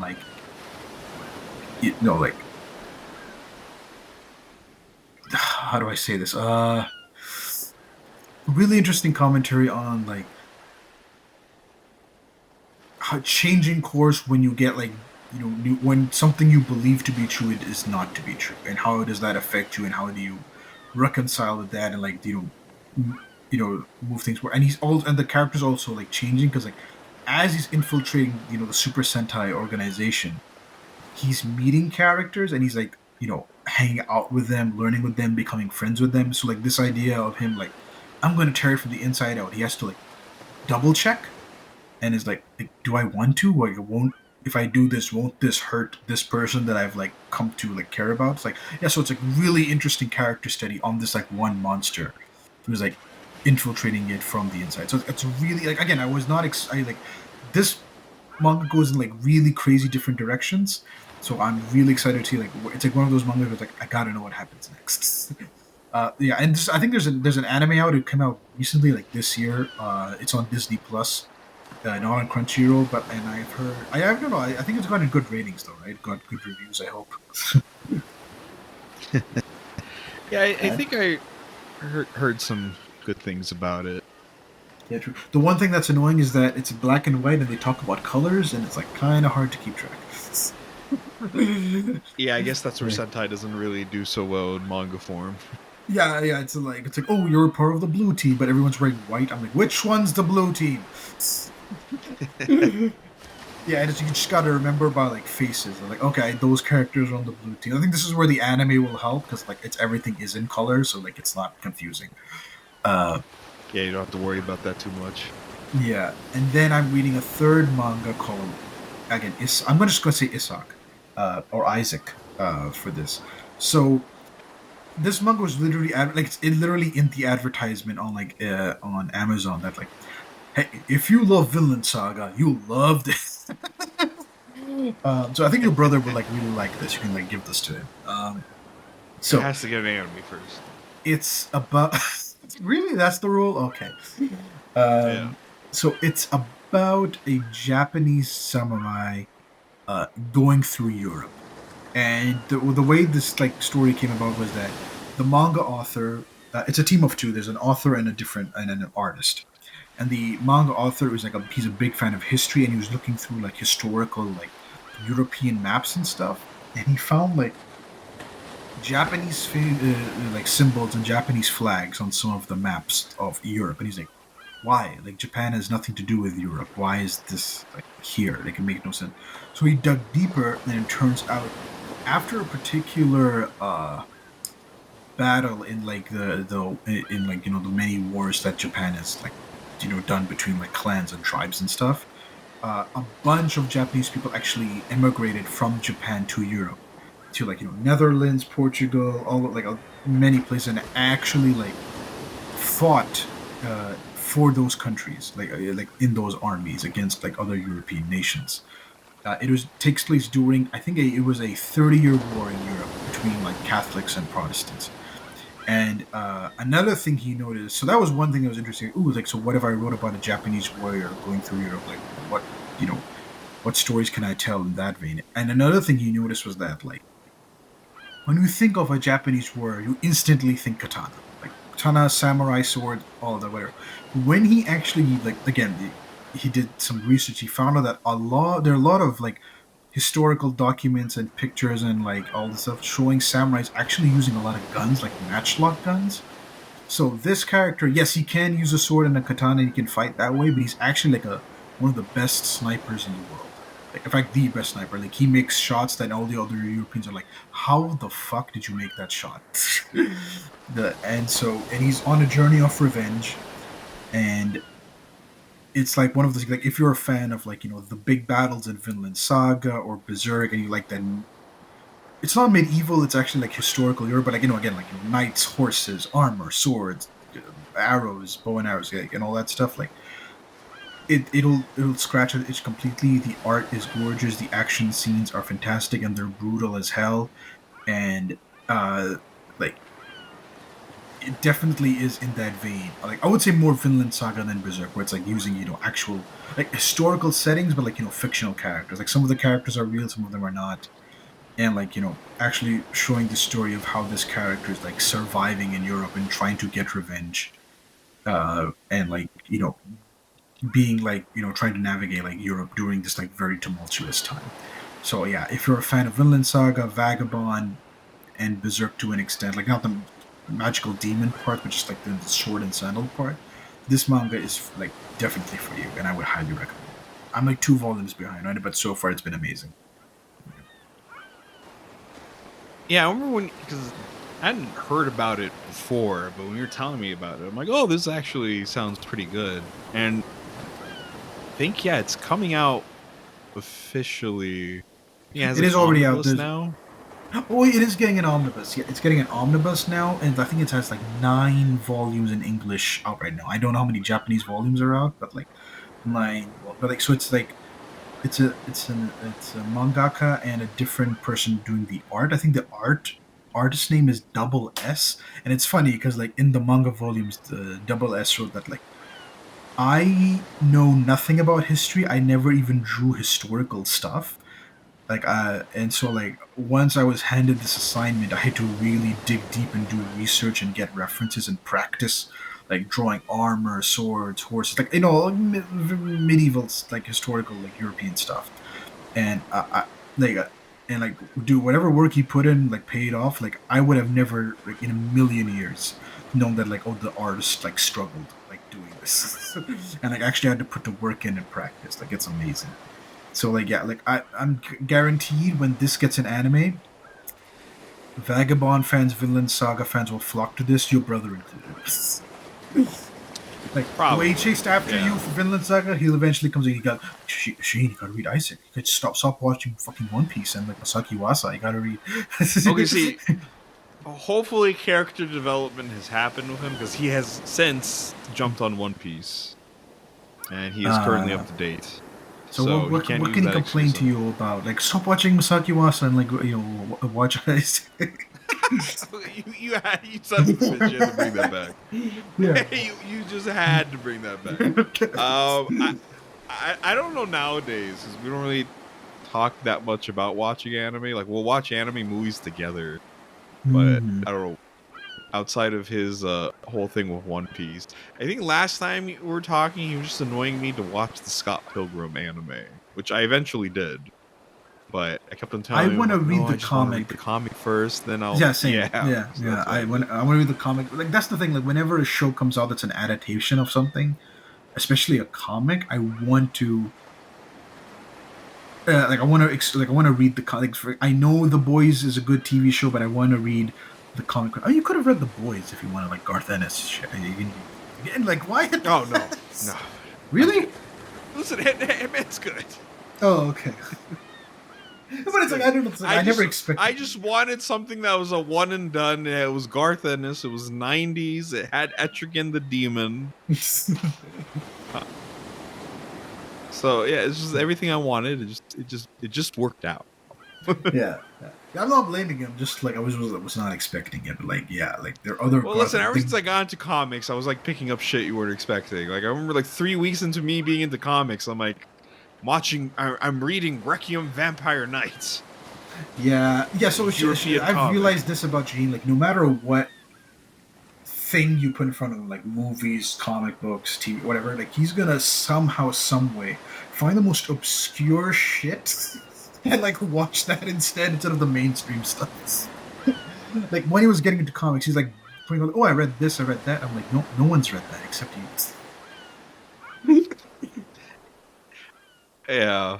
Like, he is the underrated king. So Exactly. Recommendation masturbate. Oh, see, when I was first getting into comics, like Hamza helped me do that through the IDW run of Teenage Mutant Ninja Turtles. yeah. But like even then, I was still like, I don't really want to read superhero comics. They're like the big two, DC and Marvel. I'll read other things in the meantime. So that kind of led me to getting more creative with like what comics I was going to read. So now we're done with what we're reading. I guess we can kind of go into a bit quickly with Tokusatsu. For me, again, since I kind of watch everything scheduled, I haven't had my Toku time yet, but I am up to date with the current big three of Toku. I've been keeping up to date with Bunbunjer, Ultraman Arc, and Kamen Rider Gov. Bunbunjer has been overall, it's solid. It's not my favorite. I do like the cast. The action is fun. The suits I've gotten used to because I remember when they first came out, I'm like, these suits are terrible. Mainly that, like the suit itself is fine. The helmet was just really dumb. Yeah, And for it those. still is kind of dumb. Yeah, for those who don't know, Google it. The Babunger suit, like the suit is fine, but the helmet has a giant ass tire on it, and it looks bad. Like it looks really dumb. Like I don't like it. Yeah, like, you get used to it after a while, but the action's cool and all that. But I don't know. It's not hitting the same as like the previous Sentais we've gotten. Like the team's all right, but they're not as fun. But I think it's okay for Sentai right now to just have like a kind of solid, okay season. Since I don't know, for me personally, Kira Major onward has been pretty fire. Like out of the big three with Toku, I think Sentai hit the Reiwa era like the hardest. Because Kira Major was great. Actually, I think Ryu Soldier was the first Reiwa era Sentai, which Really? Ryu Soldier wasn't that good. I didn't care for Ryu Soldier. There are Ryu Soldier fans out there. No, But no. I mean, Kira like, Major was really great. I thought Rio Soldier was still definitely in like Heisei still. Oh, okay, whatever it could be. Yeah. Maybe it came out in the middle of the transition period. Mm-hmm. I'm not too. Actually, no, it probably was because I remember Zio came out and it was like, oh, the Reiwa era, but we're also like a Heisei celebration. I don't know. But Ryu Soldier was just okay. But Kira Major, great. Zenkaiger, great. Dawn Brothers, peak. King Oger, I liked it, but I didn't finish it, and it was kind of losing me a bit. But I definitely do respect it because it was definitely doing a lot different and unique, which I will always respect Tokusatsu. And then Boom Boonger's just been okay. So like I'm fine with that being with the Sentai. Right now, like the story's sort of coming back because we're getting a kind of like where I was talking about with Gao Gaigar earlier. We're just having a string of episodes that were kind of low stakes, and then all of a sudden it's like, okay, time to get back on the story. So there's that with Boon Boonger. Ultraman Arc has been really good, which I really needed because with Ultraman for a while, like outside of Zet, I haven't really connected with a lot of the newer series. Like Blazar was fun the previous season. I liked it. I really appreciated that. Trying really hard to just not recycle monsters over and over again, not have a bunch of power-ups based off previous Ultraman. It's just trying to carve out its own little bit of the Ultraman legacy without like continuously diving back into previous Ultraman like a lot of Ultraman were doing, like the whole new generation hero phase that I think is technically still ongoing. But Arc has been great. The past couple of episodes, every time I'm like, this was like probably the best episode. The next episode hits, and it's like, this is probably the best episode. And the next episode hit. So it's been on a hot streak right now. I love, Arc's whole thing is all about creativity and imagination, which has always been at the heart and soul of Ultraman as a whole. But the season's really doing a good job with the imagination aspect of it. It's really capturing that. Every episode has a moment where you're just like, this is cool practical effects filmmaking.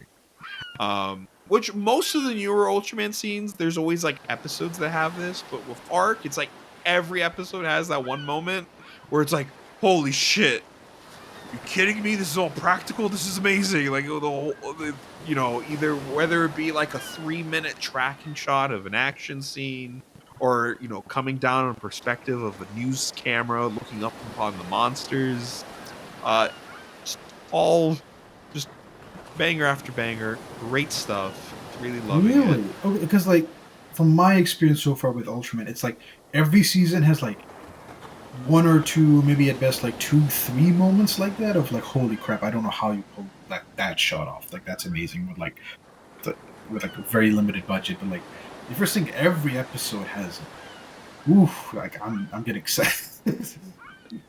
Yeah, Arc is good, and then also Arc, you can watch for free on YouTube. Holy crap, isn't that cool? I wish Toei really did that, especially with the newest Kamen Rider series, which, not to sound like a Kamen Rider fanboy, but among this big three right now, even though it's the newest, I think it's the best. Because Kamen Rider Gov, despite me not thinking so, kicks ass. If you told me alien candy theming was going to be something I wanted from Kamen Rider, I would have said no originally. But now seeing it full force in action, I'm like, oh hell yes. See, this is something I wish we maybe talked about in the Toku episode, but I think we can talk about it now. Kamen Riders, like Sentai's theming is very straightforward. Like this is the ninja team, this is the animal team, this is the kung fu team, this is the car team. Kamen Riders I don't know why it's like never comfortable doing just that. It's like no, we gotta make it weird. We can't just make it. It can't just be candy. It can't just be aliens. I got it. What if we combine it? Like I don't know why it's like very like it's like not coming with a straightforward theme. I don't know why Kamen Riders like mix and match different stuff and like blend it together. Yeah, I mean, it leads to some interesting things because then you have Xaid, which is video game doctors, both of which could have been their own themings for your season, but no, let's just combine them. So you got like video game doctors, you got fruity samurai, you have demon stamps, animal creatures, you got a whole bunch of wild theming going on. I must say, it occasionally does. Like Drive is very clearly like car inspired, and then Wizard is clearly like magic inspired, and stuff. So it does do it occasionally, but like a lot of the time it's just like let's like take different themes and like put it together. And I don't know if we'll ever get, honestly, at this point, a straight up dinosaur Kamen Rider show. I don't know. If it's they tried with Revice, but then Revice is like, oh no, it's a demon who has a stamp with a T-Rex on it, and I'm like, oh, okay. Yeah, that's what I mean. Like Sentai will just do like a pure dinosaur show, like no other crap involved. But like, I don't know why. I really want to see Kamen Rider do it, even though like in Sentai it's a joke. Like, oh my god, here we go again, another dinosaur theme. Like, okay, the Sentai must really need the money. But like in Kamen Rider, it hasn't been done yet. Surprisingly, I don't think they haven't even done ninjas yet. I think are the two like. Well, they kind of did, but not really with Kamen Rider Shinobi. But that's it's a whole different discussion of the weird Kamen Riders we've gone over the years. But I'm hoping we still get a straight up Kamen Rider like my own inner OC Kamen Rider seasons, like Kamen Rider Primal, like you could transform into multiple dinosaurs, and then secondary riders like Ice Age themed animals, and they fight oh yeah, that would be Reptilian cool. Empire. Like Kamen Rider Mammoth, whatever. Yeah, you can have like a T-Rex and Mammoth Kamen Rider fight, like evil dinosaur or something. Yeah. So that's always been, and that could still come down the line. Again, Kamen Rider started off with a bunch of karate bugmen, so it's not like they can't reuse the theme. It's just they haven't. Yeah. But Gav has been really good because Kamen Rider's been kind of awkward with Reiwa. Like I with Tokusatsu, I don't think there's a series that's just straight up bad. I feel like everyone has like their merits to it. But Reiwa's been kind of awkward. Where like 01, I really liked the first 20 or so episodes, and then the story kind of fell off. Movie was Saber. Good, yeah, movie was good. Saber, I heard, had a really good like V cinema, but the actual series itself, I just thought was all right. Some cool costumes and ideas, but I just thought overall was kind of all right. Then you had Revice, which again, promising first batch of episodes, but then kind of fell apart. And then Geats was very promising until like the final stretch of episodes. And then Gotchard, which I was liking, but I just kind of fell off and I never saw it.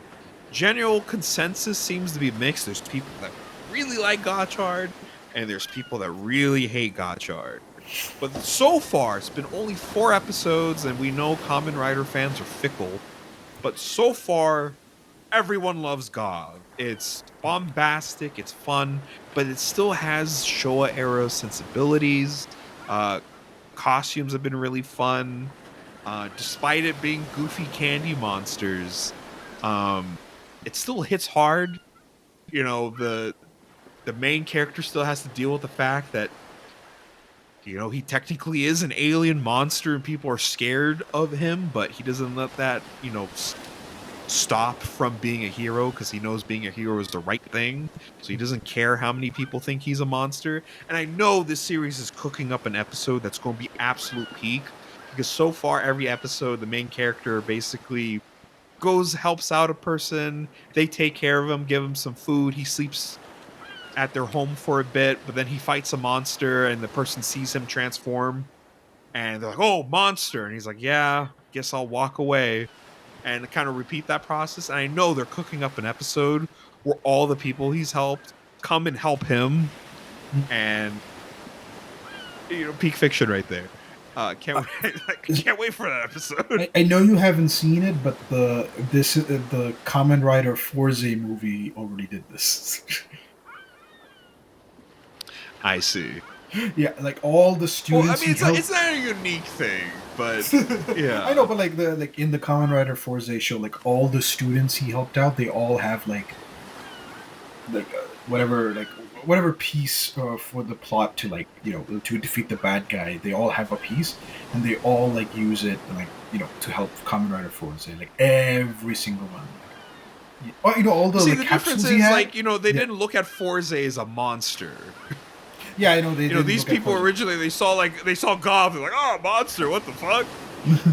yeah. But like, yeah, it is very similar to what the Forza did, and that was like a hype moment in the movie. It's like, holy, like the Kamen Rider Forza movie is one of the better, like Kamen Rider movies out there. It's like, because like the movies don't really have a good track record, especially the crossover ones. But like, I remember the Forza one being talked about as like, oh, this is like the one good one. So yeah, and that moment was hype, and I mean, like, it like really, like, because like every single character, regardless of whether you thought it was filler or not, was used in that movie. It's like, oh, okay, good, you made all these episodes matter. Like, yeah.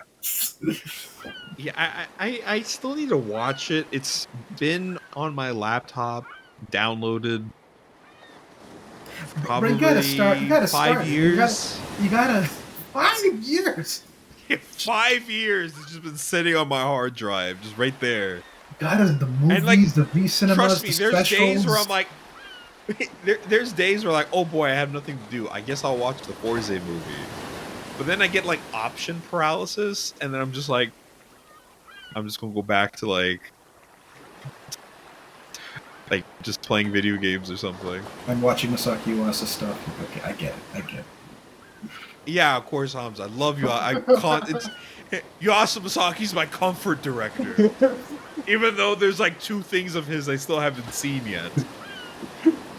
You need to start like incorporating. I think. I mean, you see, the thing is, you watch weekly, so like if there's already a gap because like it takes time for the movies and stuff to get subbed. But like, if you're watching it like binging it from the beginning when everything's released, you gotta incorporate like the movies and specials into it. Like, come on. See, like I might do it because like I'm watching Kamen Rider Akito and it has a movie, and like the torrent I downloaded included the movie, so I might as well. Yeah. But again, I talked about in the Toku episode, because I was watching things weekly, I got in the habit of not watching the movies or specials because I'm like, oh man, these things are going to take years until they get like subbed. So like, I don't care. Yeah, is it a timing thing? Because like, you know, a typical Toku episode is 20 minutes. A movie's like an hour, 45 minutes to an hour. Is it a time thing? It's like, man, I could watch like 2 episodes. You might have a point there. That annoys the fuck out of me. Sure, if we've ever talked about it in the podcast, but I'm notorious for being like, I don't know, this weird time saving where it's just like, I could watch a movie that's like an hour and a half, but in that time I could watch 3 episodes of an anime. Not the same or time, maybe the exact same amount of time. You're just watching more of another thing than the movie. Yeah, but see, now, like, I'm more likely to finish a show. You know, a movie, I just watch one movie. listen, it makes sense in my head, and I've had people agree with me. There's a couple people in real life that agree with me. All right, I have limited time on this planet, Hamza. My time is not infinite. I'm not asking you to like watch something completely separate. I'm like, just like it's part of the Kamen Rider show. If it was that important, they would put in the goddamn TV show. It did because like he has a form change in that like he uses later on, so like it is important. Like you wouldn't have context for it because you didn't see the movie. You know what? Mic Again, drop. if it was that important, they should put it in the fucking TV show. Pretend I'm a Japanese kid with poor parents. I can't afford to go to the theater. They're streaming now. Or like, grab your friend's Blu-ray. I don't. No, I'm stuck in the 2000s. Oh, you're stuck. I'm a boy with like shorts that are way too short, just walking around. Yeah, with my DVDs big back old then or backpack. VHSs. I'm sure, like But I'm poor. See, borrow it from a friend or the library. Like they would have it. Yeah. I have no friends and they bully me for like. They bully me for sad watching reality Toku. I've created. Yeah, they're like, get on that Beyblade. And I'm like, no, that sucks. That's you're right really in splitting life. hairs between Beyblade and Toku. It's like it's pretty much the same thing. Like toy, whatever. Like. Well, see, I'm pretty sure if Toku had more of a popularity in America at the time, even then, if I was a kid, I'm like, oh boy, I love Kamen Rider. Like, that shit sucks and it's gay. It's all about Pokemon. Okay. I thought like, I would, man. We could have lived in a world where we could have, like, because it's Super Sentai in Japan, but it's Power Rangers. It's also Bond's fault, man. If that man didn't like get his hands on Power Rangers, there's an alternate timeline where that didn't happen. I think it was inevitable. Like if it wasn't Saban, it would have been somebody else. Because like especially at that See, time. that's Maybe the thing. now, Stan Lee really wanted to do it, but he just wanted to dub over Sentai. But they're true. I don't think Americans are going to like, watching a bunch of Asian people fighting cartoon monsters. They just let Stan Lee have this. Imagine a world we would have lived in where like Kamen Rider and Spider-Man are like doing shit in New York together. Because eventually they would have crossed paths like that. True. I mean, you're getting Spider-Man and Ultraman doing shit together. Yeah, but like I want the two Bug Boys, Like I like Ultraman and Spider-Man together, but I want the two, I want Superman. I want Spider-Man and Kamen Rider to do like a rider kick together. Maybe get a little pizza. I want Jonah J. Jameson to look at Kamen Rider and be like, he's a menace. He's just that Spider-Man on a motorcycle, that fucking bug boy. He's polluting the environment with his motorcycle. Why isn't he using electric? True. I mean, if we're in this scenario, we're back in time. I don't even think like electric vehicles would have been a thing. So yeah. He's a nasty bug man. Yeah. So going back on topic, in my Toku, I'm pretty much only watching one thing right now, which is being. Man, I really gotta finish Metal Derby. That's still I gotta start from the beginning again. I'm sorry. Damn. Yeah, but I'm watching Time Ranger right now. So Time Ranger has been okay so far. It's time travel themed, kind of police themed, but not to the extent of Deca Ranger. I think there's two things that are going against this show for me. Number one is the cast, the cast of characters. They're okay. They're not they're there are Sentai teams I love and care for way more than the Time Ranger team. They're not bad, but it's like,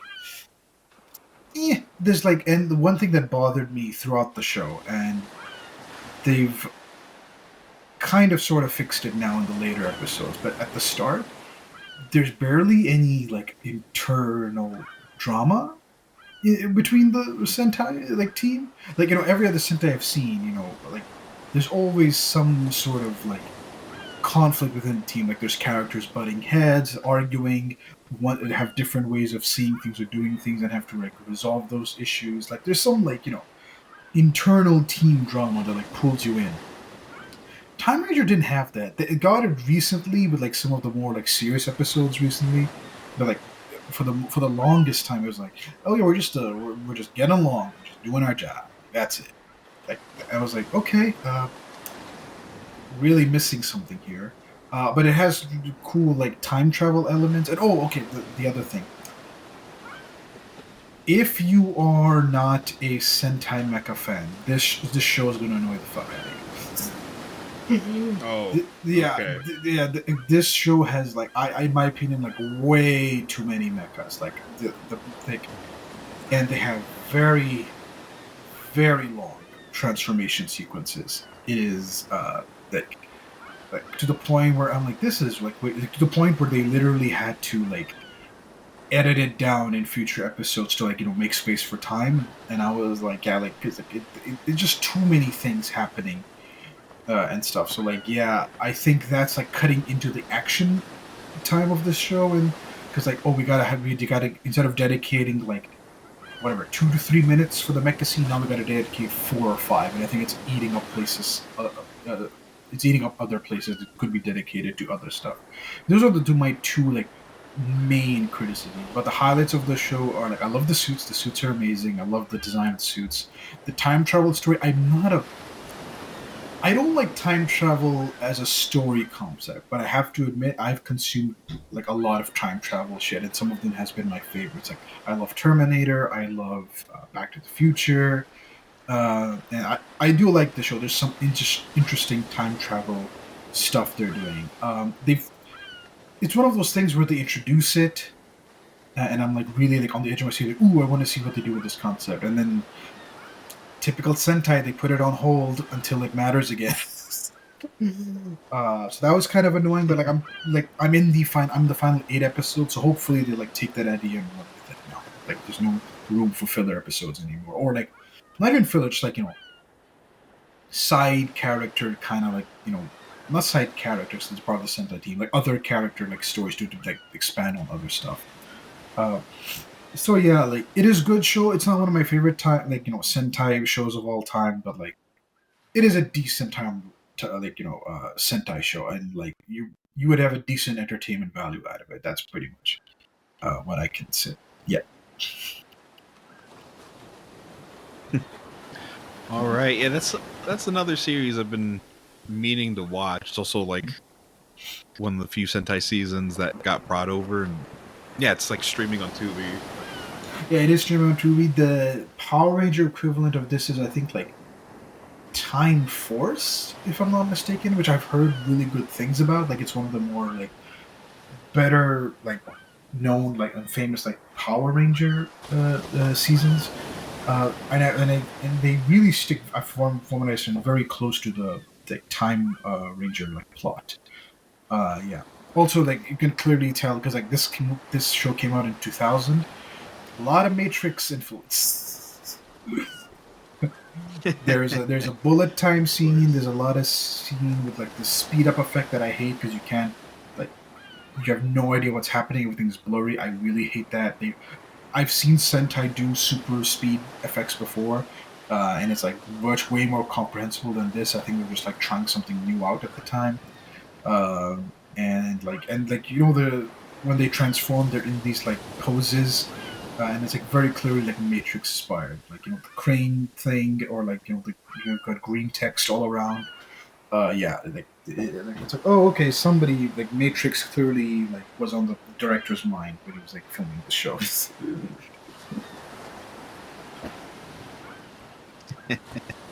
I mean, yeah, that was just the era for that stuff.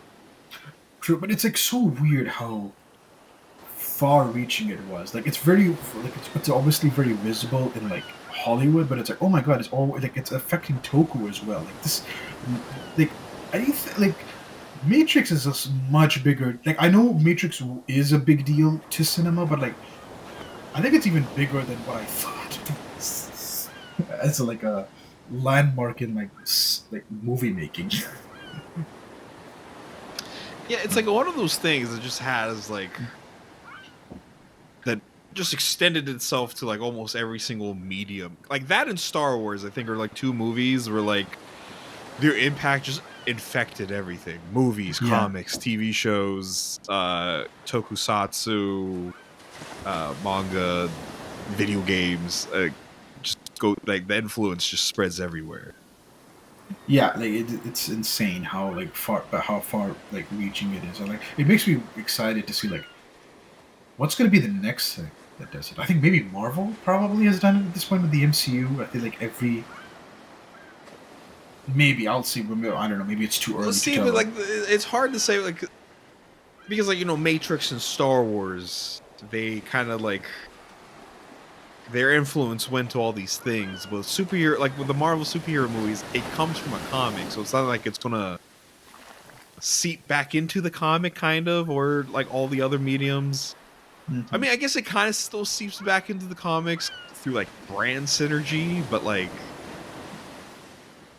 I don't think the comics are really taking too much inspiration from the movies, especially when like apparently Immortal Thor is making fun of the MCU movies. I mean, my question, my idea was that like, has the MCU affected everyone's idea of like connected universe storytelling? Maybe because like now, like even the normies know what a connected universe is, whereas maybe previously they weren't exposed to that. So I don't know. Like it's maybe, yeah. Yeah, like because like like everybody's trying to make a like there was a time period where like everybody was trying to make a cinematic universe that's definitely died down, but like yeah, but still happening. They're trying to turn John Wick into a cinematic universe, which I'm like, stop it. Yeah, they're trying to make John Wick into a cinematic universe. Fast and Furious, I guess technically because it does have one spin-off. Actually, no, like two. Maybe if you count Tokyo Drift, like that's also supposed like maybe that's two spin-offs. I don't know. Like maybe that. I think Transformers are trying, but it's like kind of like it's not clicking together properly. Star Wars definitely does, but like I don't know, the quality hasn't been great. So like I don't know, we'll see like what's going to be the next thing that infects everything. Right. One piece of media. Like who knows? Maybe it'll take a while. Like I don't know, maybe Godzilla -1 or something. Godzilla, I think it definitely has like will affect kaiju movies moving forward. Like this is the standard now that you got to move up to. Hopefully, I mean, hopefully we get like another Gamera movie someday. The TV show was really cool. Yeah, I like the Netflix show. It wasn't bad. Yeah, it was. I remember just it was alright. Yeah, clearly rushed at the end. I did not like that. Like it was like, oh, we only got 2 episodes left. Okay, let's just like throw all every single like thing we were keeping secret. Like just like throw it out now. Yeah. That was my main problem. But yeah. So yeah, like though that's what we've been like consuming lately. I don't know. Next time when we're in, I don't know, the hot springs, we'll have more. I don't know. Or less. We'll have hot springs. Hopefully, Hamza's come around on Masaki Yuasa. Man slandered him so much, I almost forgot to say his name. But we hope you enjoyed this beach episode. The sand's nice, the waves are nice, the seagulls are up there in the air doing their thing, hopefully not shitting on us. And as always, Falcon Punchers, keep on punching, enjoy the beach. And in the comments down below, if you want to, tell us what you're reading, watching, enjoying. And we'll see you guys next time. Peace out. Yeah. Bye-bye.